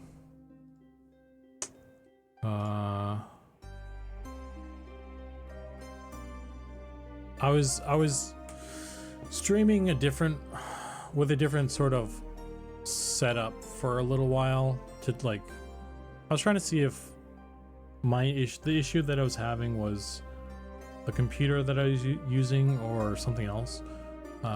So I switched the computer that had OBS on it for a while, and now I'm back to the original setup. So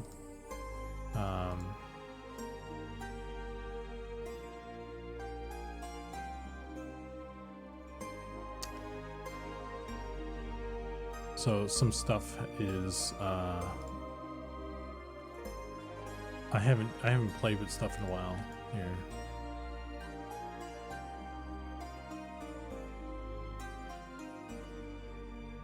Oh, let's not do that one.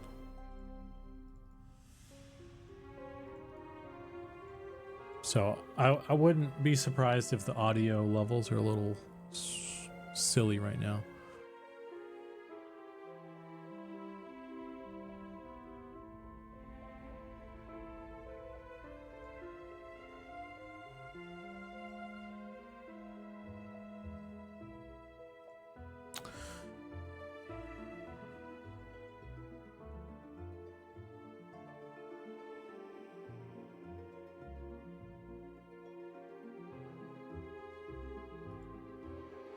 I don't know what Money Hat is, but it's a jam. Yeah, it is.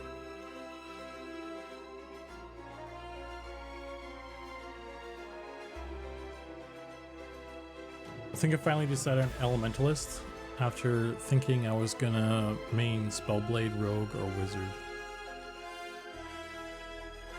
Okay, I think this guy's good. We'll do this.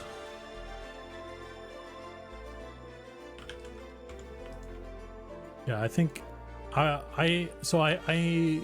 have yet to try Inquisitor. That's the next one that I want to like test out. I tried all the healers now. I've decided that Cleric is the most enjoyable for me. I do like the Druid.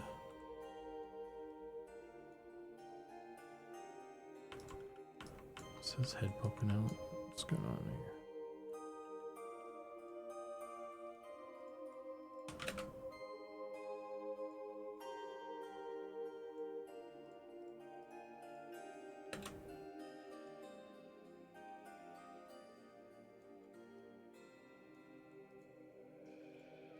I do like the Druid, but I think Cleric is, if I'm actually going to be a healer, it would be more enjoyable. I really like their frontal heal, the frontal cone heal thing that they have.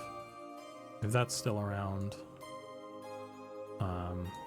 and that gets like more support, that's going to be really fun. So that's what I like about them.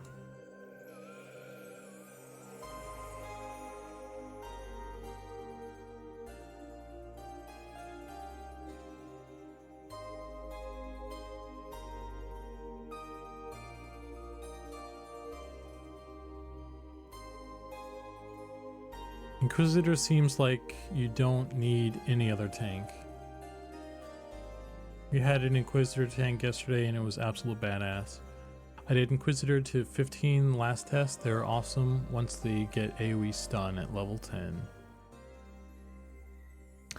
Yeah. I like tanking and I like mezzing and stuff, so they seem like a kind of a great class, a great sort of hybrid for me personally in my playstyle. I haven't tried them yet. I hear that they their damage output kind of sucks though, so I feel like I need to get a static group or something for them to really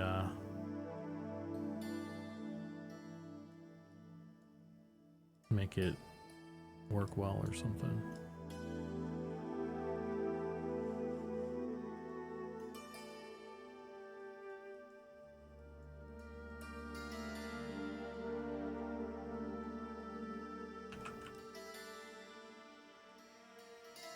Damage output for a tank is meh if they can hold hate. Yeah. Shadow Knight does pretty decent damage. So does Warrior though, from what I hear. So I mean, it's fine. I'll survive, but I think it'd just be a lot easier if I had a static group or something if I were gonna try it. So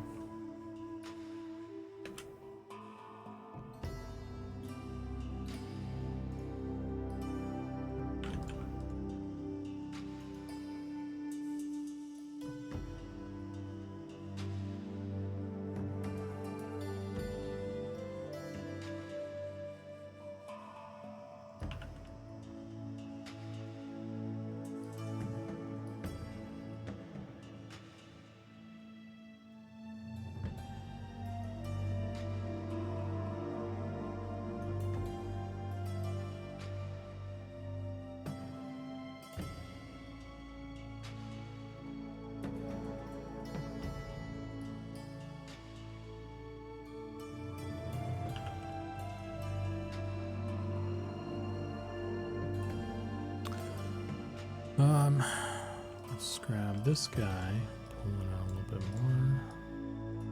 I want to make sure I have enough room off of the skull here.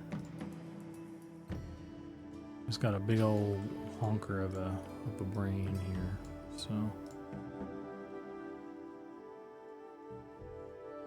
Okay.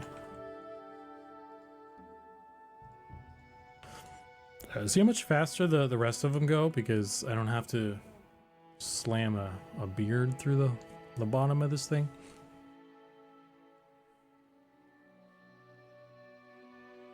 Giving Inquisitor baby mana regen buff would be amazing. I think it's a delicate balance with the Inquisitor though, because I don't think they should take the place of Enchanter fully. Like, I think they're supposed to be like an anti-magic tank, so I think they should have a lot of stuff that like drains mana or like interrupts casters or reflects, like a spell reflect would be really fucking cool. And like I'm cool with mezzes. I think a pacify would be great for pulling and everything, but I don't think that they should. This is probably a hot take maybe. I don't think they should get mana regen. They definitely shouldn't get illusions. I don't know how many buffs they really should get. I think they should probably be more offensive with their ability set. Like maybe like some mana resist, like magic resist stuff, like, you know, magic resist aura and like a magic resist buff and shit like that. I don't think they should get slow. I don't think they should get haste. I think if they do get a haste, maybe it should be like a self-only haste or something. Maybe they could get like a spell slow. Yeah, Snaw. That's what I was just about to say. I could see them getting like a spell slow. I think they should. That would be something that they could really lean into. I think like. He's having a stroke. What? I'm genius. Exactly. Because I think that could be their thing. Like I don't know who else gets like spell slows, but I think Inquisitor should have the best. Because that feels like it's their thing, and that would make a lot of sense. That'd be right up their alley. So I hope that becomes a thing.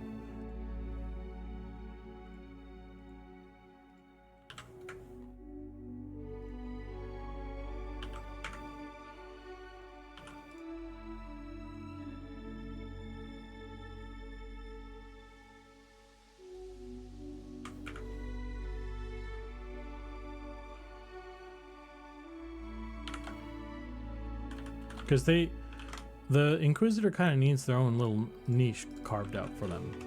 I think that's what they're lacking. They don't have a strong sense of identity right now. So I think them having something that they're the best at, spell reflects, like spell slows, high magic resist. They already have the mezzes, but that's not really theirs. They're just kind of grabbing it from enchanters. Inquisitor already have spell slow and haste. I doubt that their haste is as good though. I think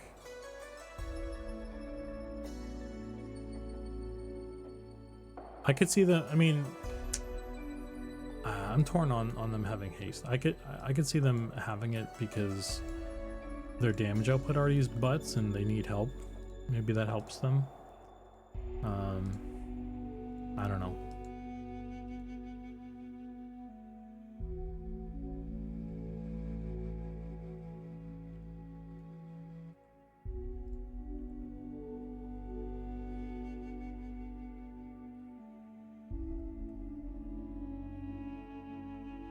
Can they chomp dispel buffs on targets?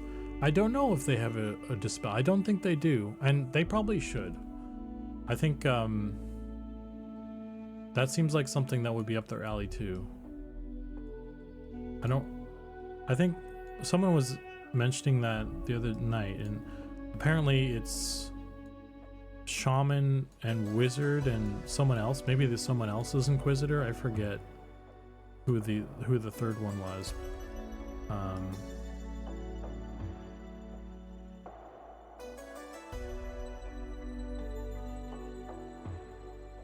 I think Nick said mana regen aura was coming.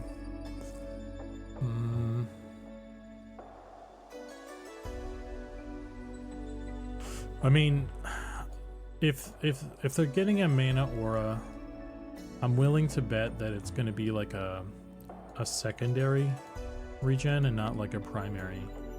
Kind of like how the water elemental has the mana aura, but it's not like a primary one. It's like a minor one. So it's like it stacks with the regular kind.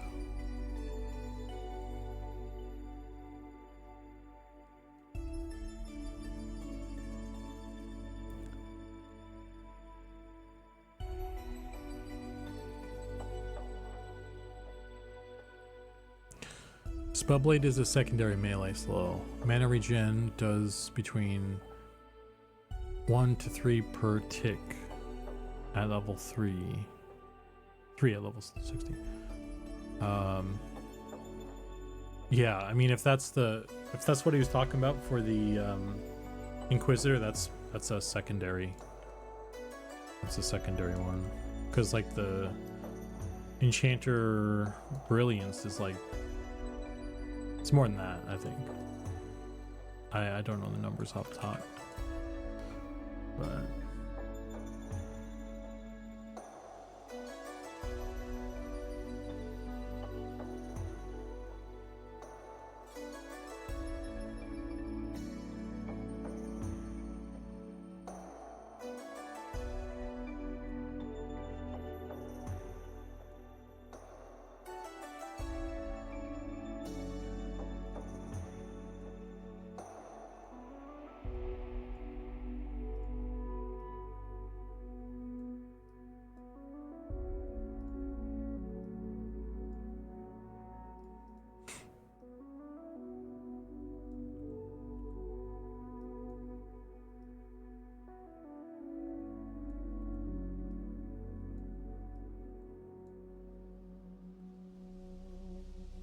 it's already in.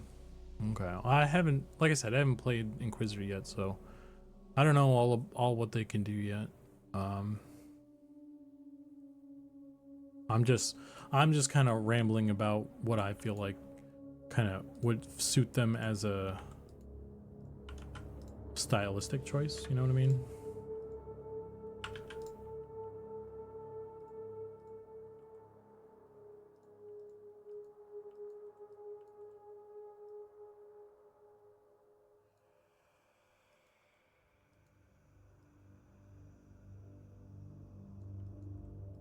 Oh boy. How are we gonna make this work, guys? Are we gonna squish it down? Gotta do this.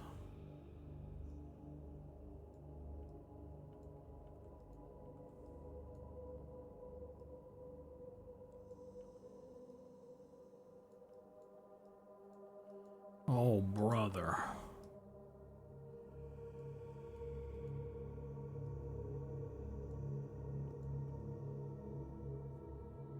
Give him a nose job.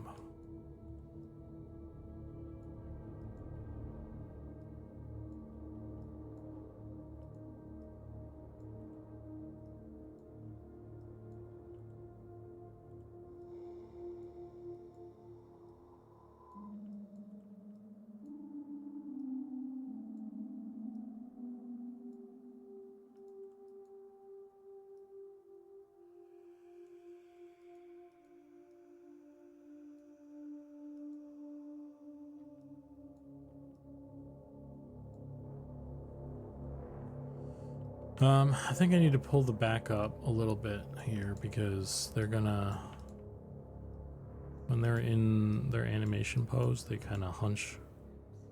I'm gonna pull this out preemptively.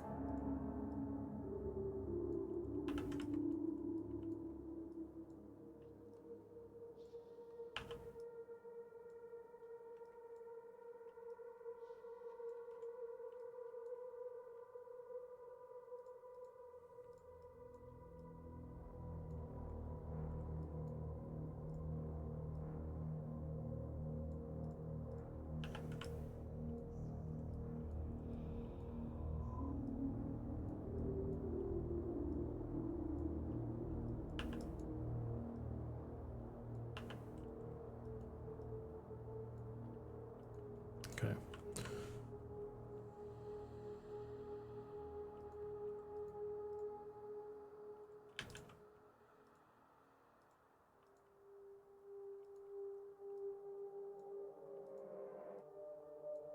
What is this? Oh, okay. I think we're good then.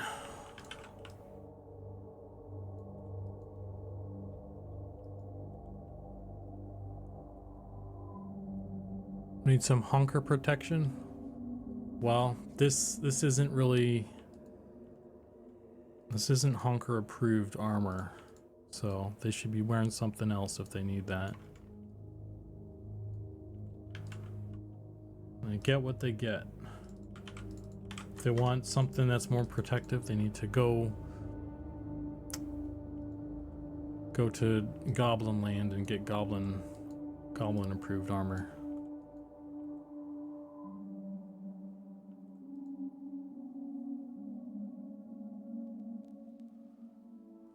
What set does this helmet belong to? This is the Night Harbor set. It's the Night Harbor plate.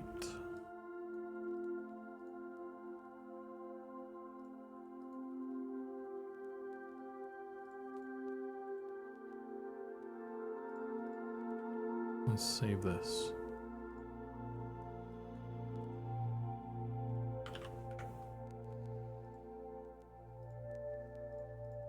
Goblin mail.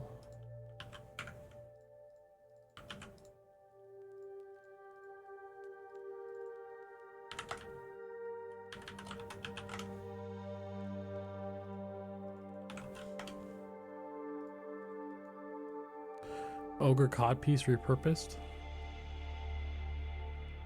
Don't know about that.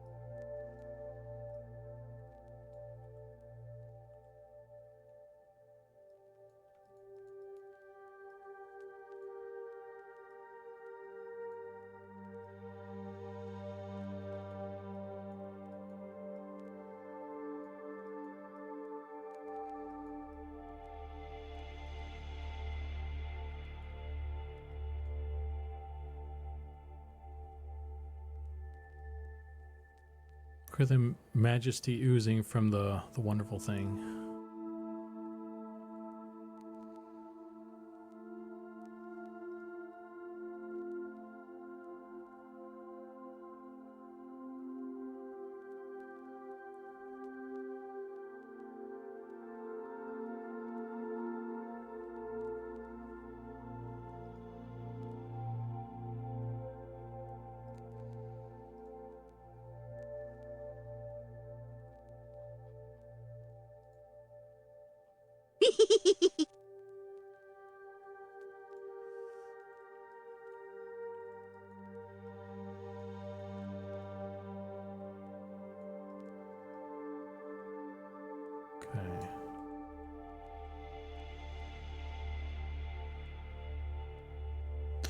1 sec. Making sure nobody's yelling at me about anything.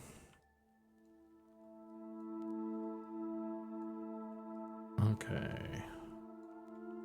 This is good. I'm gonna apply this, and then we'll just kind of push it around manually.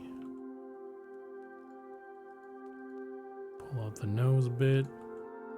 Pull out the cheek bits.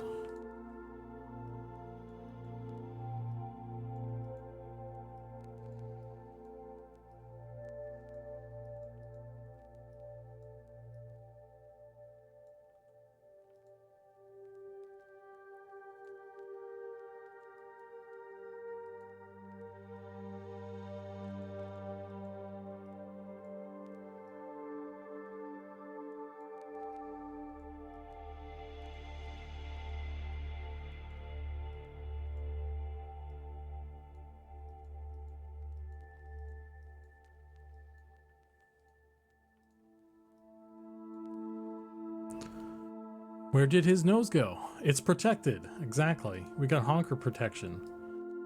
Honker protection approved. Nobody's gonna squeeze his thing.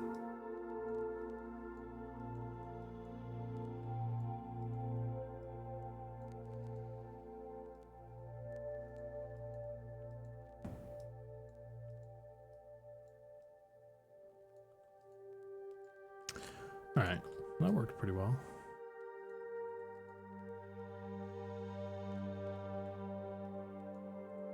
Easy.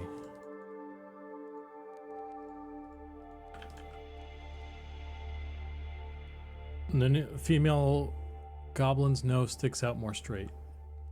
Yeah, they have a different the male goblin nose is more downward, and it's kind of easier to tuck inside of stuff generally, but the female comes out more. So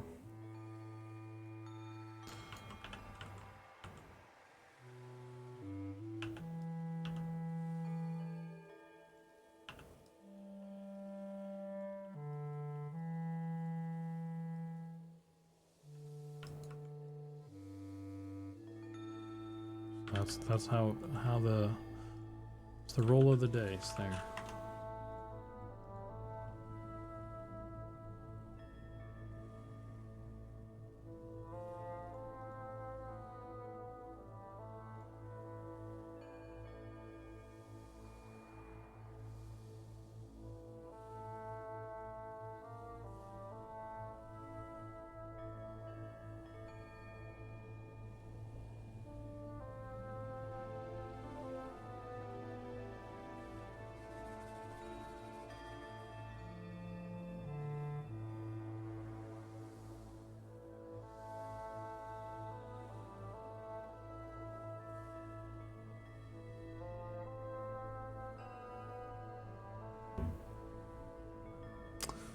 Okay, we're going through these now. I think we're got just 3 more. The ogre ones. The ogre male is going to be probably another whole ordeal, but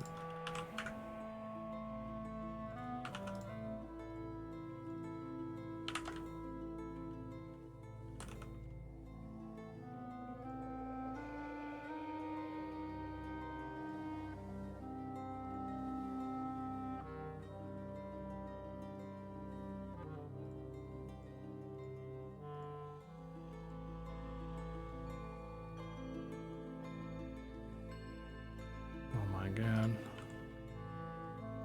Oh my God.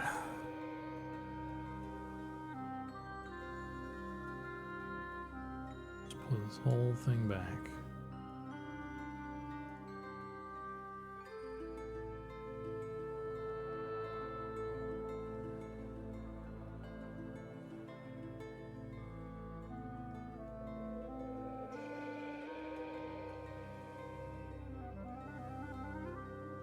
Is the new character creation UI set for prior to EA? I believe so, yes.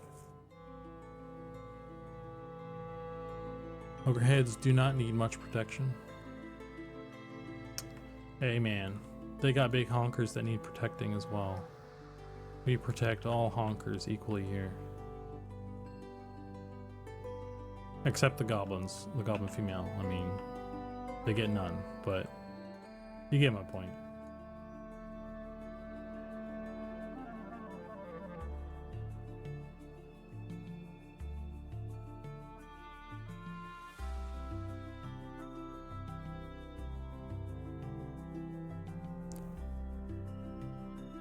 Yeah, Faf, no worries. You guys can.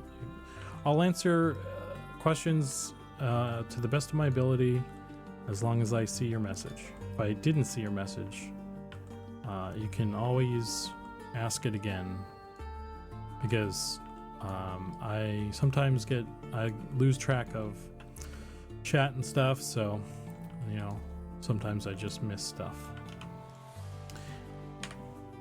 If I don't know the answer, then I'll say I don't know the answer, and that's the best I can do.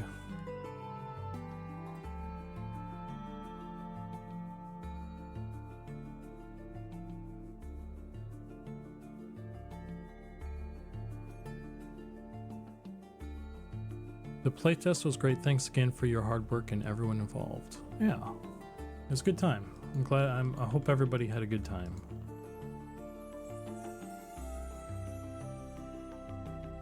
I had some fun. I hope you did too.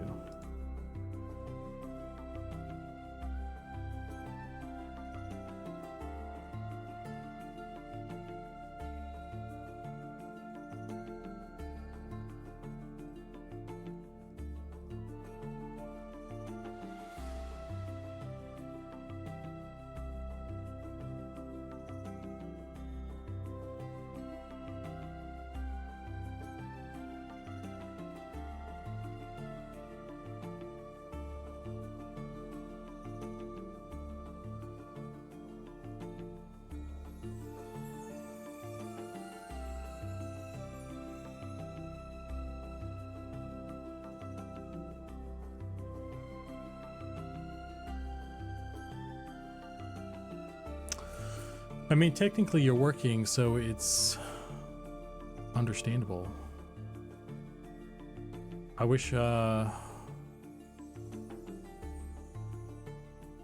would have picked a better class or played my Wizzy, but yes, I had fun. I mean, hey, I was kind of working, but I was kind of not working at the same time. I took a couple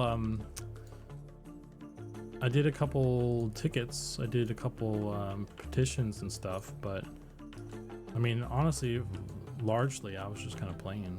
I mean, I don't know, what do you call like, I wanted to see what the shaman was like. That was my thoughts this playtest.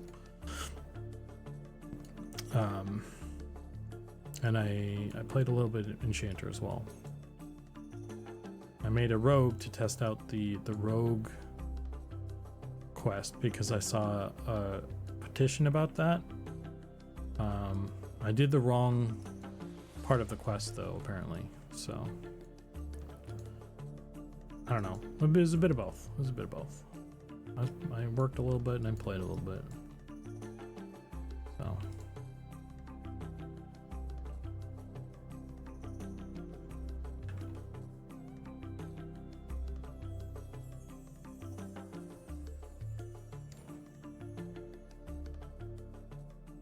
We've settled on EQ2 Origins as the game to play while waiting for Eminem. That's cool. I have a lot of nostalgia around EverQuest too.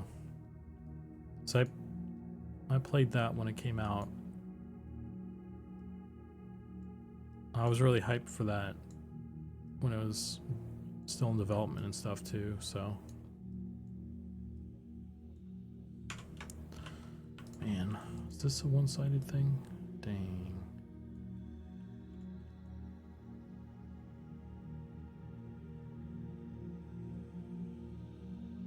Hey Gula Gula, what's up, man? Origins is like a new progression.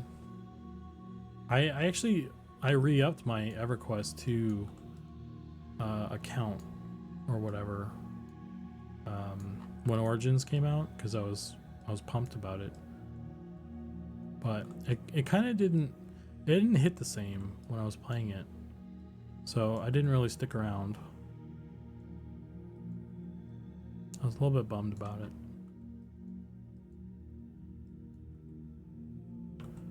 Wonder if I can.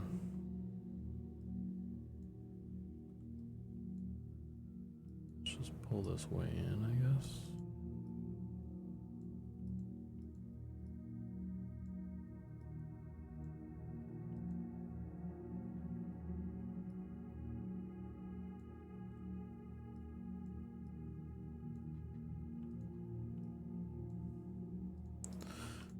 Let's go with that.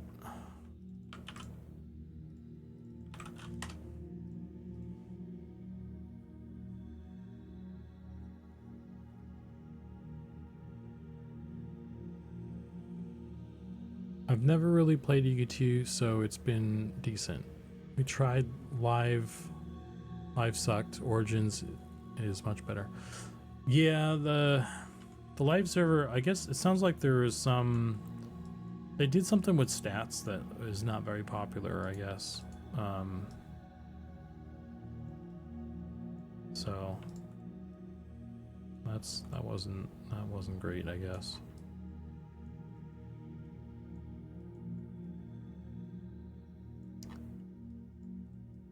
Okay. On to the ogre, I guess. Let's see. Ogre female.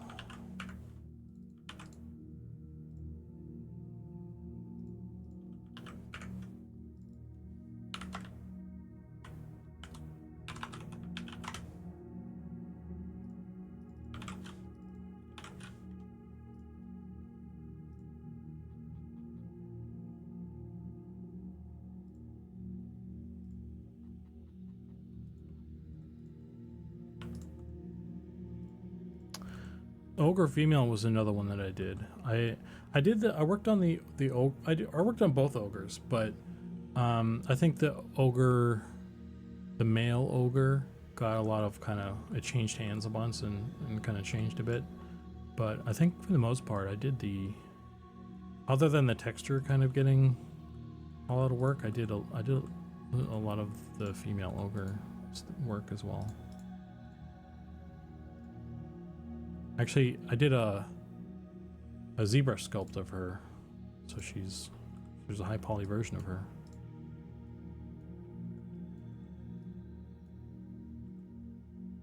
Something that I want to do at some point when I get more time is do some like high poly sculpts, more high fidelity sculpts of some of the player races and stuff. Maybe we'll make some like figures or something that we can print out or something. That'd be kind of cool. It's a long-term goal.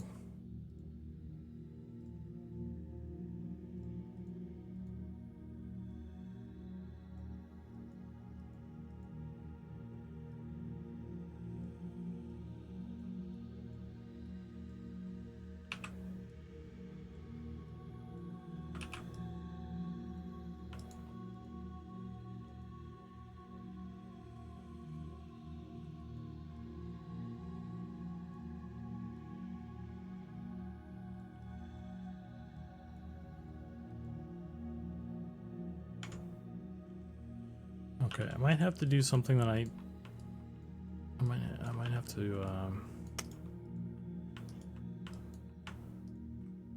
subdivide these.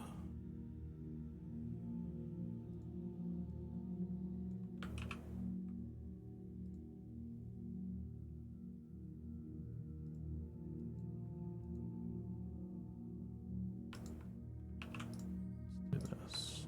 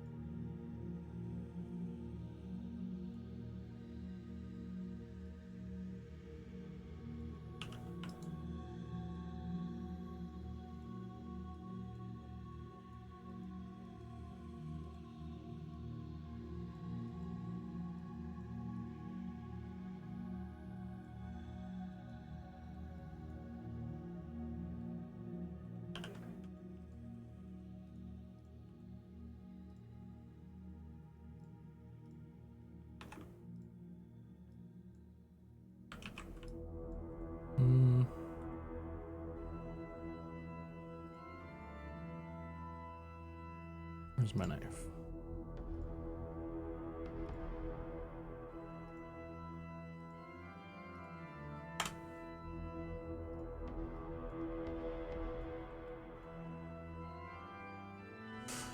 Okay. I could probably actually merge these a little bit sooner, but don't think I will. I'll keep them for now.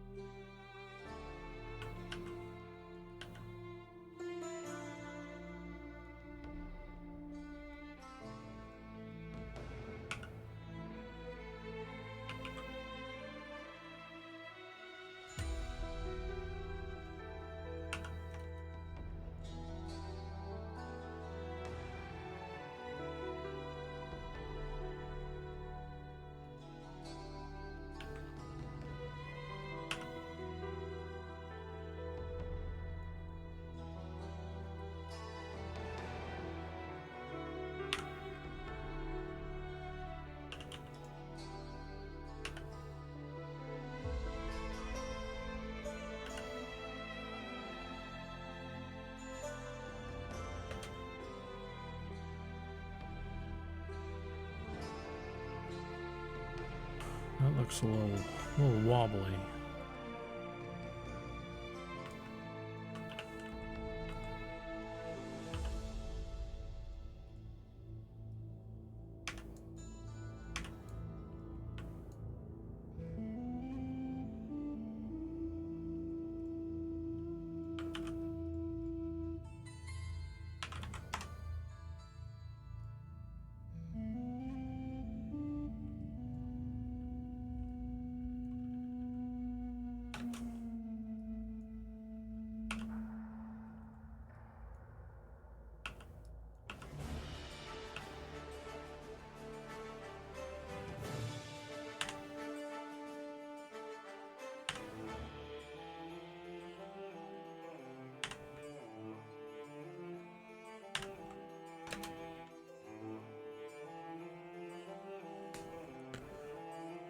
There's the little touches like races treating you differently.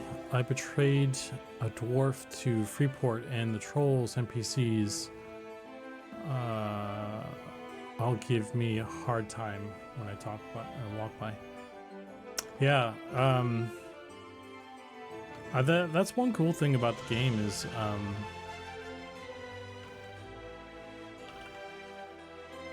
you can kind of become any sort of combination. I made like a halfling.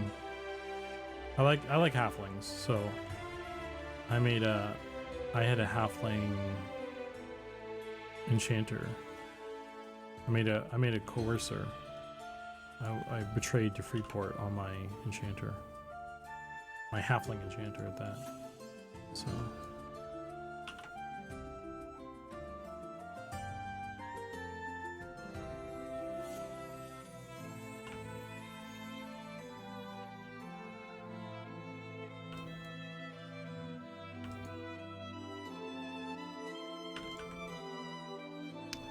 oh, we missed a whole bunch back here.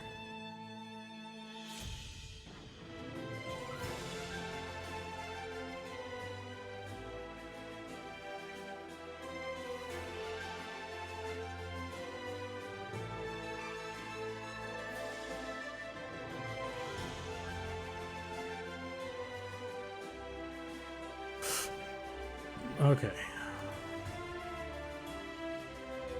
Is this coming through? I should push this in.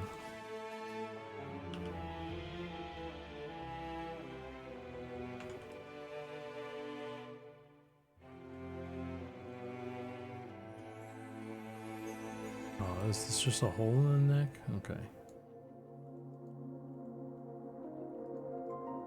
Alright, let's give that a go. What's this? Is this just a texture issue? Oh, it's the face. We need to go wider.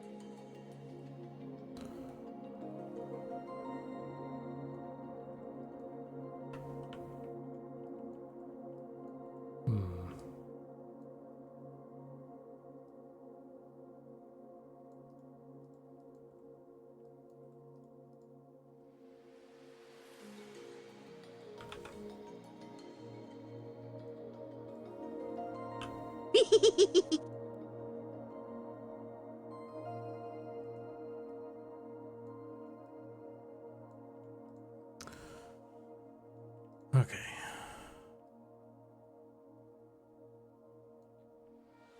Let's go with that. Barring any weirdness. Mini painting enthusiast. Welcome. Welcome in. How are you?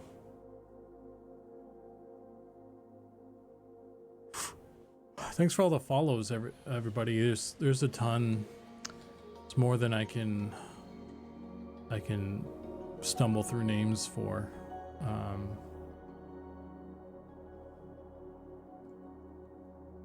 I'm terrible at pronouncing names, so. A sequel one. Welcome in. Thanks for the follow.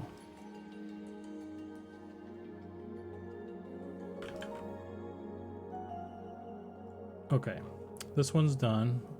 We're on the last one now. Yay!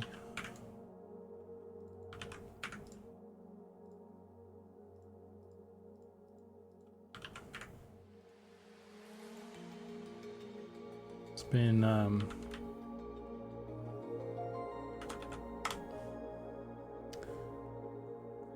2.5 hours of this. It's a lot of work goes into this step, I guess.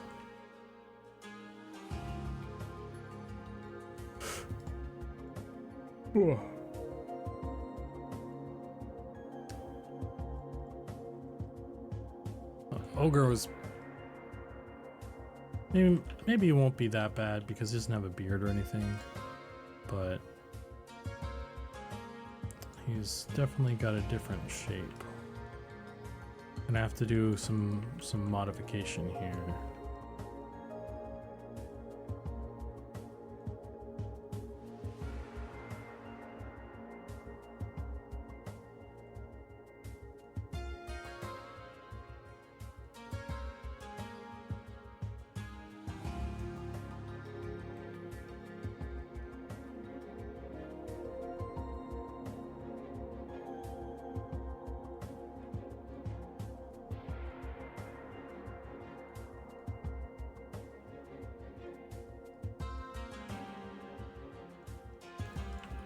As good as we're gonna get that one, I think.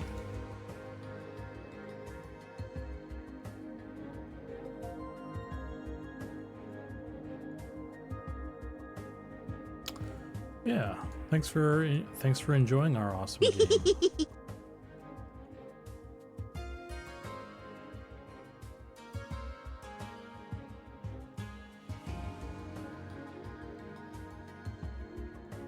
Cool that we're making something that people actually like.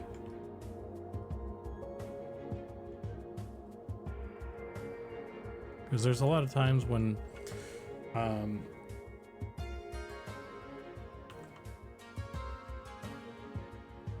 you know, for some of the stuff, some of the more controversial design decisions,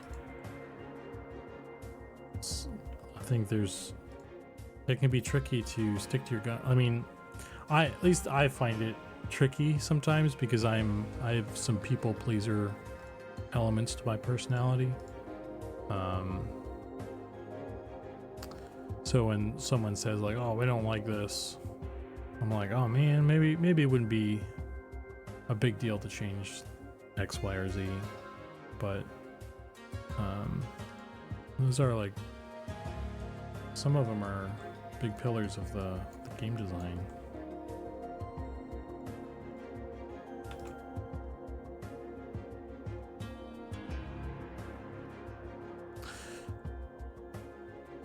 You're learning Blender for one day.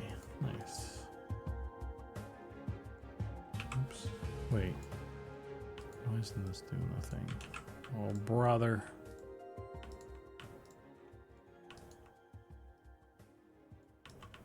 Are these not lined up?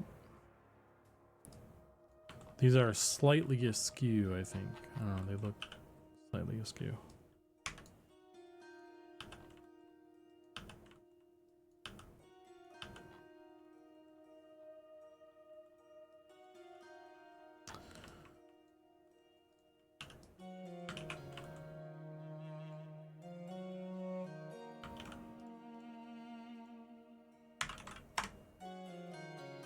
There we go. Blender's mirroring is goofy sometimes. Gotta baby it. Baby shit.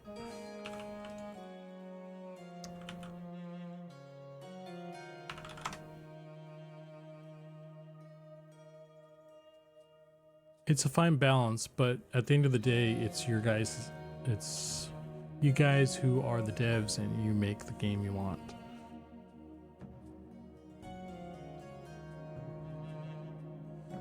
Yeah. You know, so every time we get a new person in, there's like the same couple things are stuff that they call out, right? Like, you know, number one is like spellbook. You drop your spellbook when you die. Number two is the merchants won't buy my shit.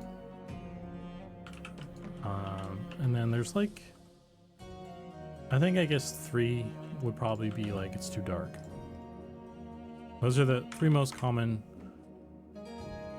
pieces of criticism that we get. And if it's like one person was like that, it's like, whatever, man. But when it's like a thing that pops up often, then it's like, okay, well, this is clearly a big thing, but these are also things that we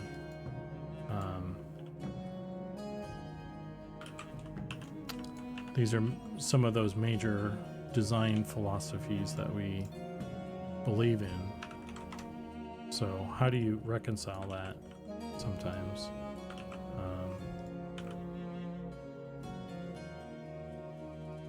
I was actually kind of against the whole merchant stuff initially, but Sean stuck to his guns about it, and I was like, okay. And then like the more I played, kind of the more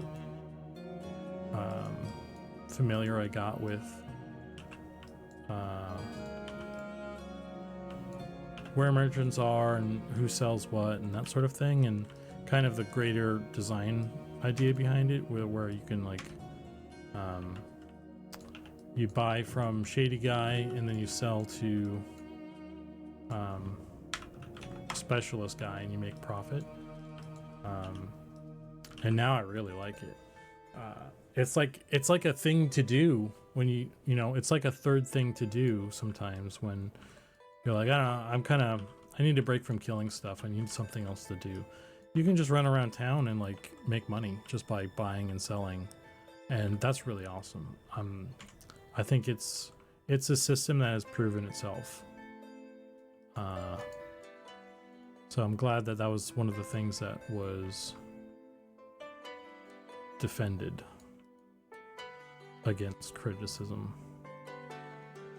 So, you know, when it comes to some of the other stuff, and even the merchant stuff again, about with people who are new, like they haven't experienced what I've experienced and understand the system the way I understand the system.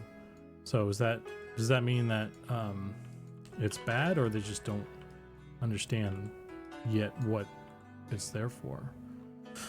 And then how do you extrapolate that for, you know, on the other stuff like spell books and nighttime and stuff? I think one of the issues with the spell books as well is we don't have a lot of, I feel like there's some of the systems are missing, like some of the companion pieces to mitigate that issue are gone, or not, they don't exist right now, because some of it's not in game, and other bits of it are just having access to like a higher level character that you can swap or something. Yeah, because like, doesn't everybody have like a level 60 cleric somewhere on P99, and that like mitigates a lot of the pain points of death and things? Imagine if you have that kind of resource in M&M. Like, do you really care if you drop your spellbook at that point? Oh god, this whole thing is not symmetrical.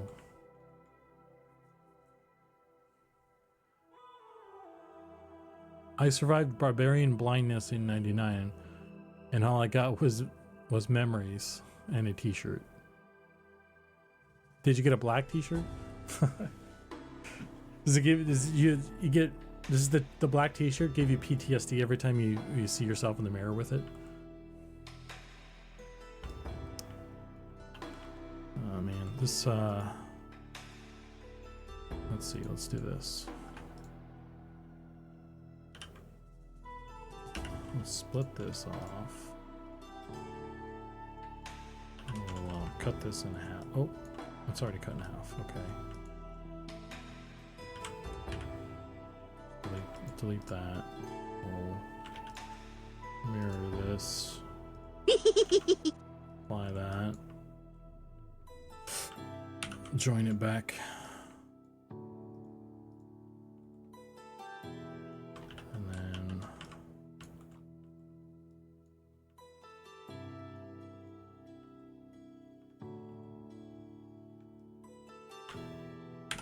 merge all those again.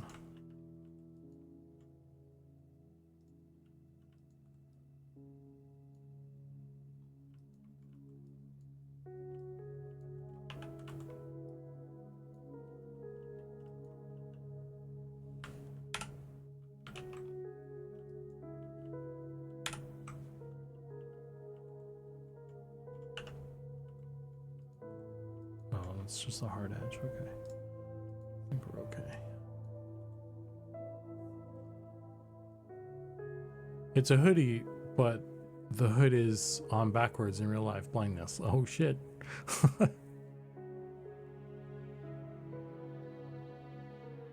I like options for extra things to do even if you're not more lucrative than others.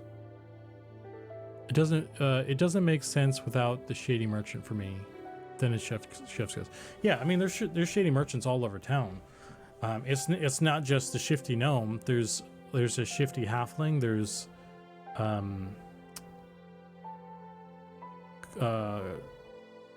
shoot, what's his name? Is it Clint?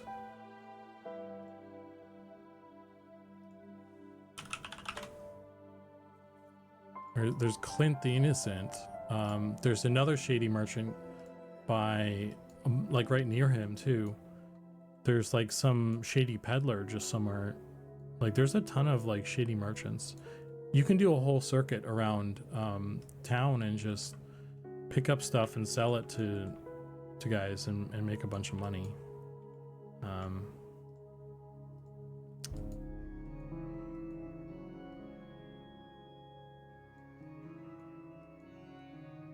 So, I mean, that's what I was doing. I don't know what you guys are doing, but that's what I was doing yesterday. Like that's one of the first things that, like, it's not the first. So the first thing I do when I make a character is I go turn in my note and stuff, and I do kind of whatever I can do for the initial quest, class quest stuff, and then maybe I'll kill some stuff, or I do a little, like, you just need a little bit of money to get started, and then you can start like buying and selling stuff, and then you go buy spells or something. That's how I get like money for spells when I'm starting out.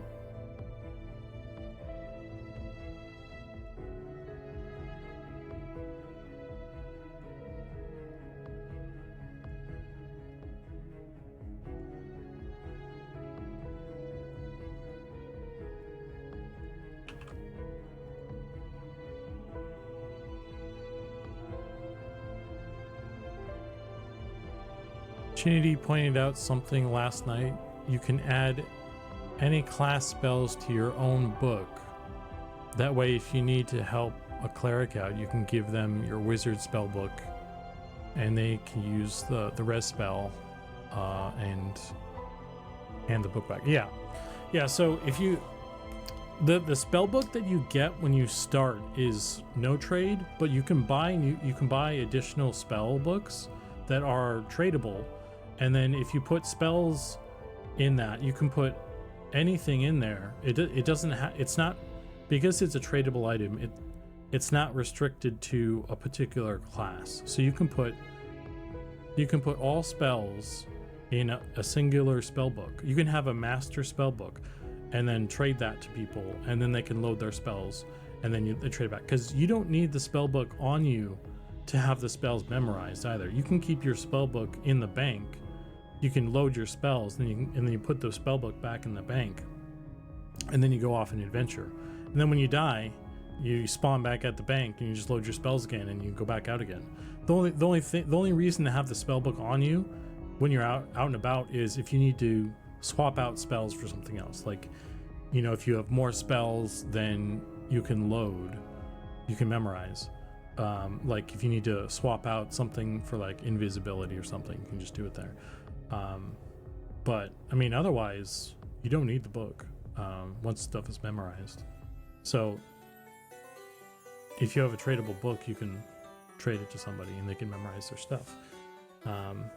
So like in theory, you could have like a, I mean, see, this is the thing of like what I was talking about. Like there's methods to work around the problem, but people don't have the reason. The game hasn't been playable long enough for people to gain enough resources to mitigate that particular issue so much, because you know you could have like a level, you could have a you know, a lot of people are gonna have like pocket clerics, you know, just camped somewhere in case somebody dies, but you could have like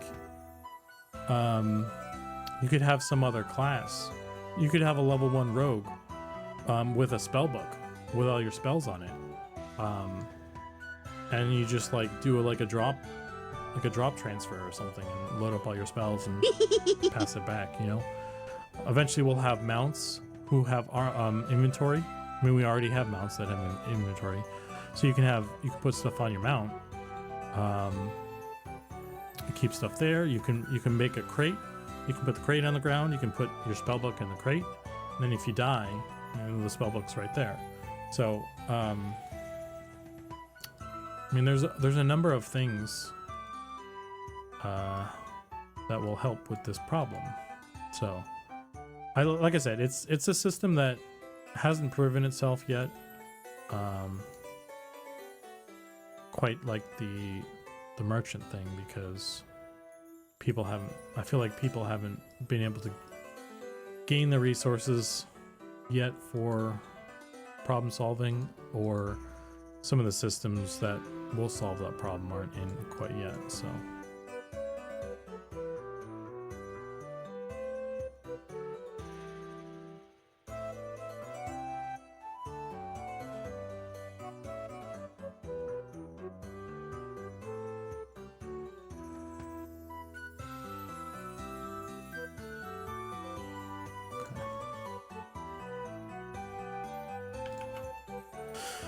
okay, this seems to fit, sort of.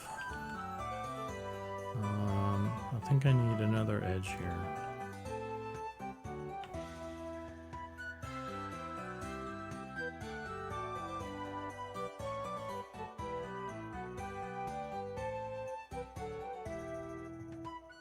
Subdivide.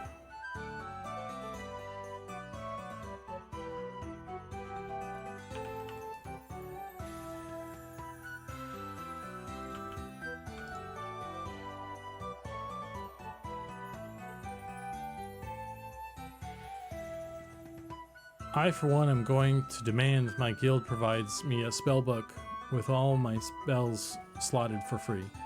Yeah, I mean, I kind of really hope that's a thing, honestly. Like, I kind of hope that there's some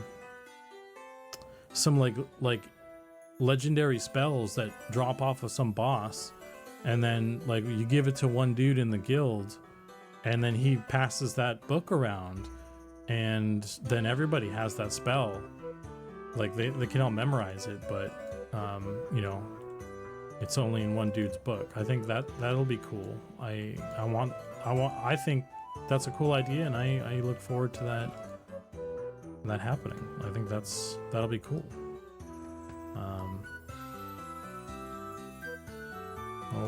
Oh brother. Are these not merged? Why is that?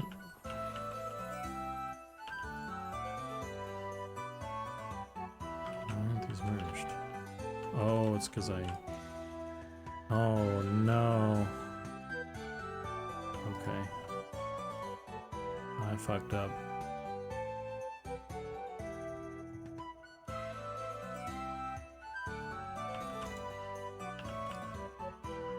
Let's do this.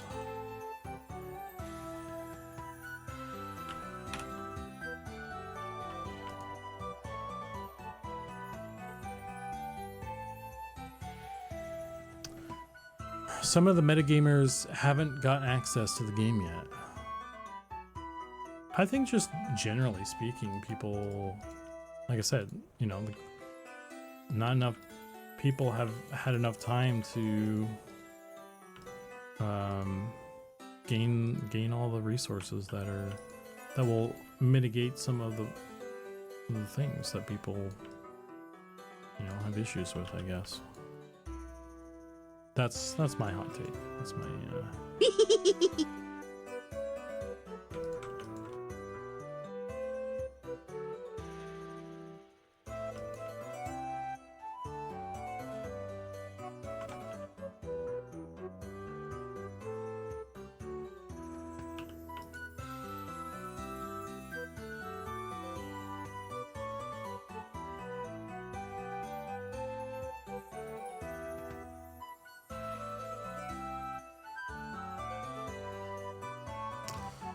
okay.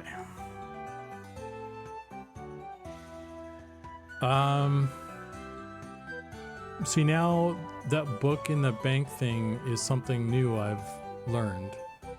There are some classes that will make use of that quite well. Yeah, there's actually, you know, a trait that you can select in character creation where it's called Bookworm, and it gives you an additional spell book, like right off the bat. The only issue is that both of those spell books are no trade. So I think it's definitely worth having a spell book that's tradable. So I kind of wish that.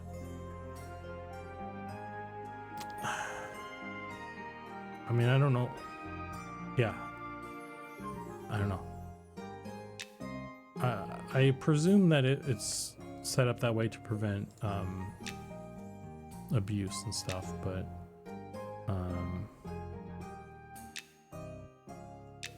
let's random dwarf here. Holy resistance, why not?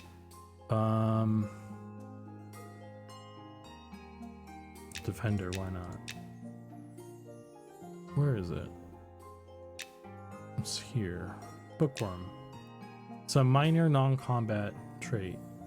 Bookworm. You start with an additional trainee spellbook. So it gives you additional trainee spellbook, but both of those, so you have two of them, but both of them are no trade. So that's a bummer. So I don't know. It depends on what you're planning. I feel like I would want I think the way I would want to do it was I would just not get that one and get something else. And then I would buy a second spellbook myself so that I could make sure that it's no trade. In the event I want to trade it to somebody, you know. So, and maybe I would even you could even load like a res spell. If you're like an enchanter or something, you could load a res spell for somebody, I guess. If you ran into a cleric of the appropriate level, and what are the chances of them not having that res though? So I don't know. I guess it would be like if you ran it by somebody who lost their spellbook and they needed some shit, like to help somebody else out. I don't know if there's an instance where it would benefit you personally. So it's just one of those things to be a bro, I guess.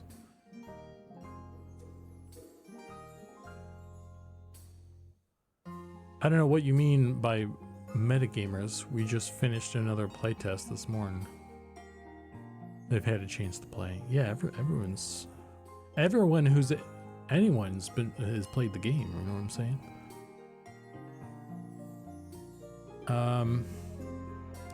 Put your previous level spells in the bank and then some mandatory to get to your corpse spells in there. Invis, things like that.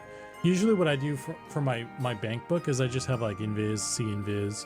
If I'm a druid, I put like I put Spirit of Wolf on there or Speed of the Wild, whatever. And if I'm a class that can summon food or drink, I also put those in there because it's handy to have food and drink on you when you're doing your corpse run as well. It helps with mana regen and stuff.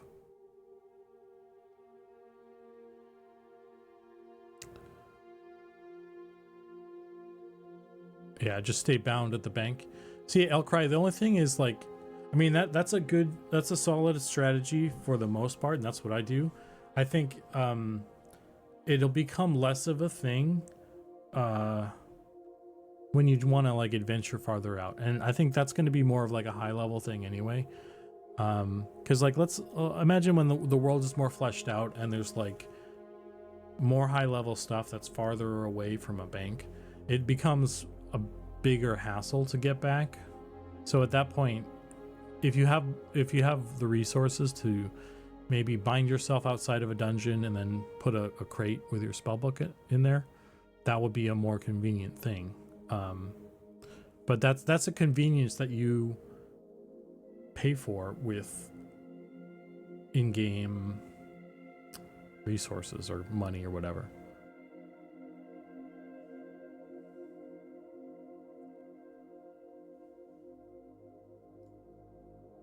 Oh wait, so if I only have spell books in a if I only have spells in a tradable book, then lose that book for whatever reason, I'd then have to buy all the scrolls. No.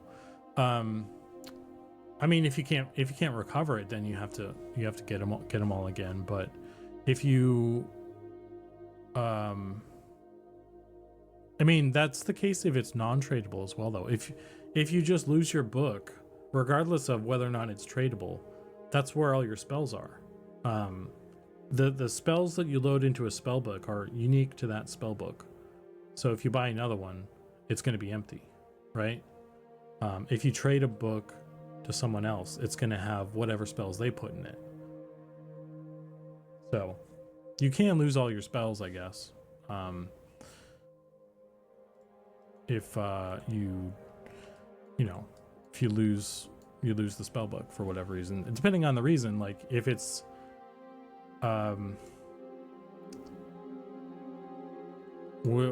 if it's the game that screws you over, then that's like, you could petition that shit for sure. But if you just fuck around and find out and then you can't get back there, like, we're gonna also have like corpse summoning abilities and even NPCs that will summon your corpse. So there's still gonna be ways to get your stuff back. So I feel like it would be quite a feat to for your spell. I guess if you deleted the book, then that's kind of on you, bro. Why'd you delete your spell book? So I mean even that one's probably a petition worthy thing. That's kind of at the discretion of GMs, I guess. But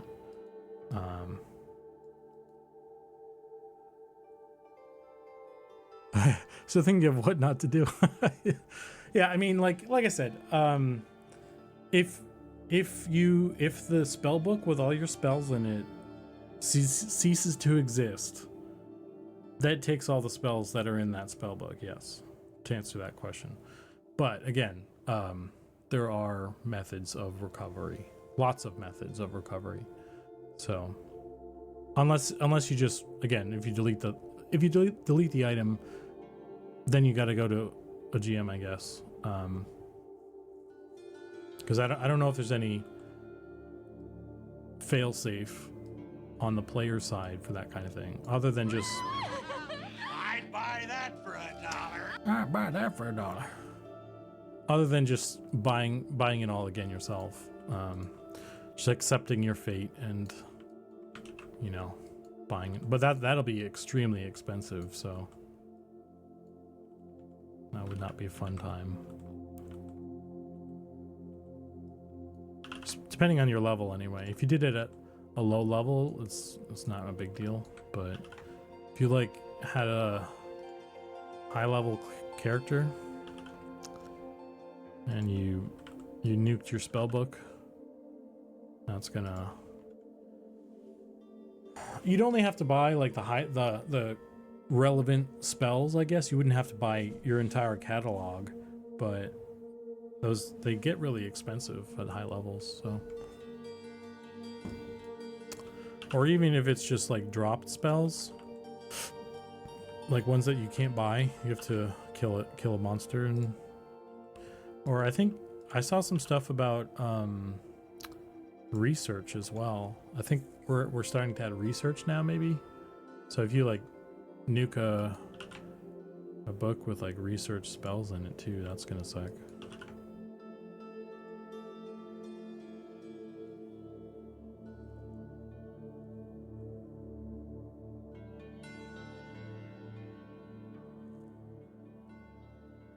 The game is still in early development. There are already a few streamers finding quests, etc. The book sharing is only a problem if you die, and the point is not to die.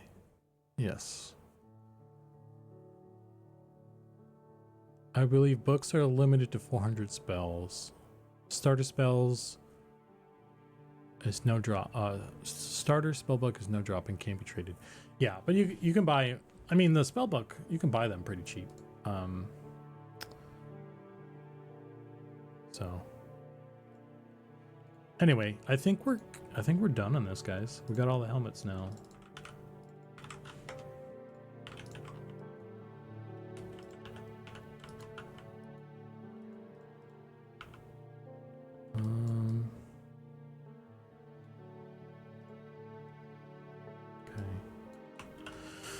All right, so let me think. Let's turn this guy off. Now I gotta export. Let's save all this first. Hang on. Save this. Books are 1 silver. No biggie. Yeah. It's only a biggie if you're low level. I mean, 1 silver isn't really that much. You can make 1 silver. You know, hawking weapons from the Shady Merchant. That's like it's like two or three rusty scythes or something.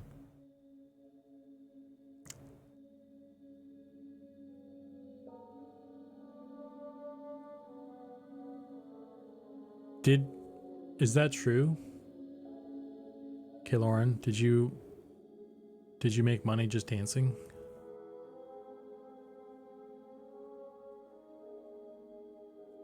Because that would be awesome.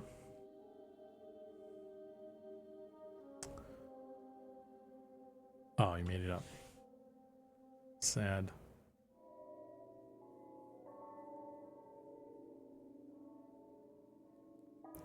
Yeah, dude.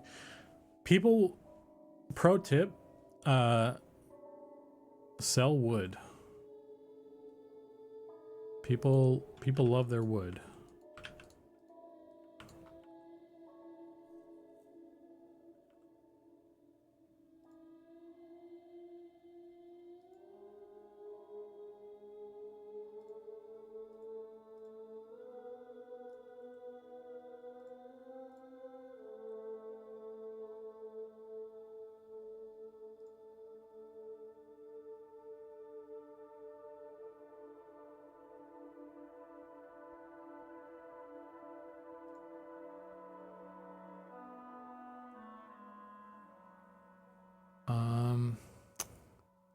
I need to, so okay, we got through all the helmets. I need to move on to the next step of this, which is export all of them and import all of them individually. So I need to, before I start that, I want to take a little potty break, and then I need to double check what my dinner plans are. So let's do a quick little bio break here, and then I'll swing back around and see what the plan is. So give me 1 sec. We'll AFK. BRB. Okie dokie. So I think I won't have time to do the next bit on this. I think I've got to go do dinner stuff soon. So I might have to wrap it up here. Unfortunately. So apologies for kind of a short stream. However, we did get through all of the helmets, so that was one of the goals for today. So we did achieve kind of what we set out to do. I didn't get them all plugged in, but that's real boring. No, who cares about that anyway, right? You guys don't want to see that.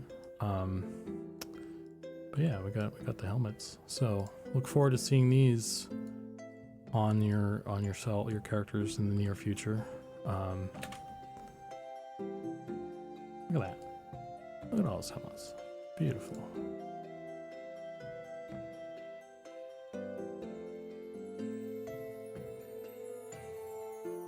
So, and we got they fit all the boyos and the girlos.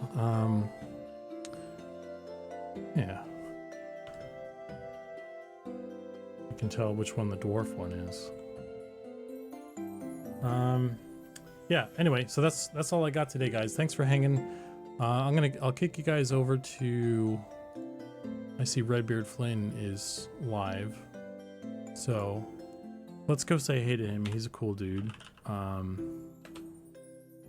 And then I'll see you guys next time. I'll try to, I'm probably won't see you guys until after the new year. I'm doing New Year stuff, so tune in then if you want to see more stuff. Maybe next year, like somewhere around that time, we're gonna be starting to do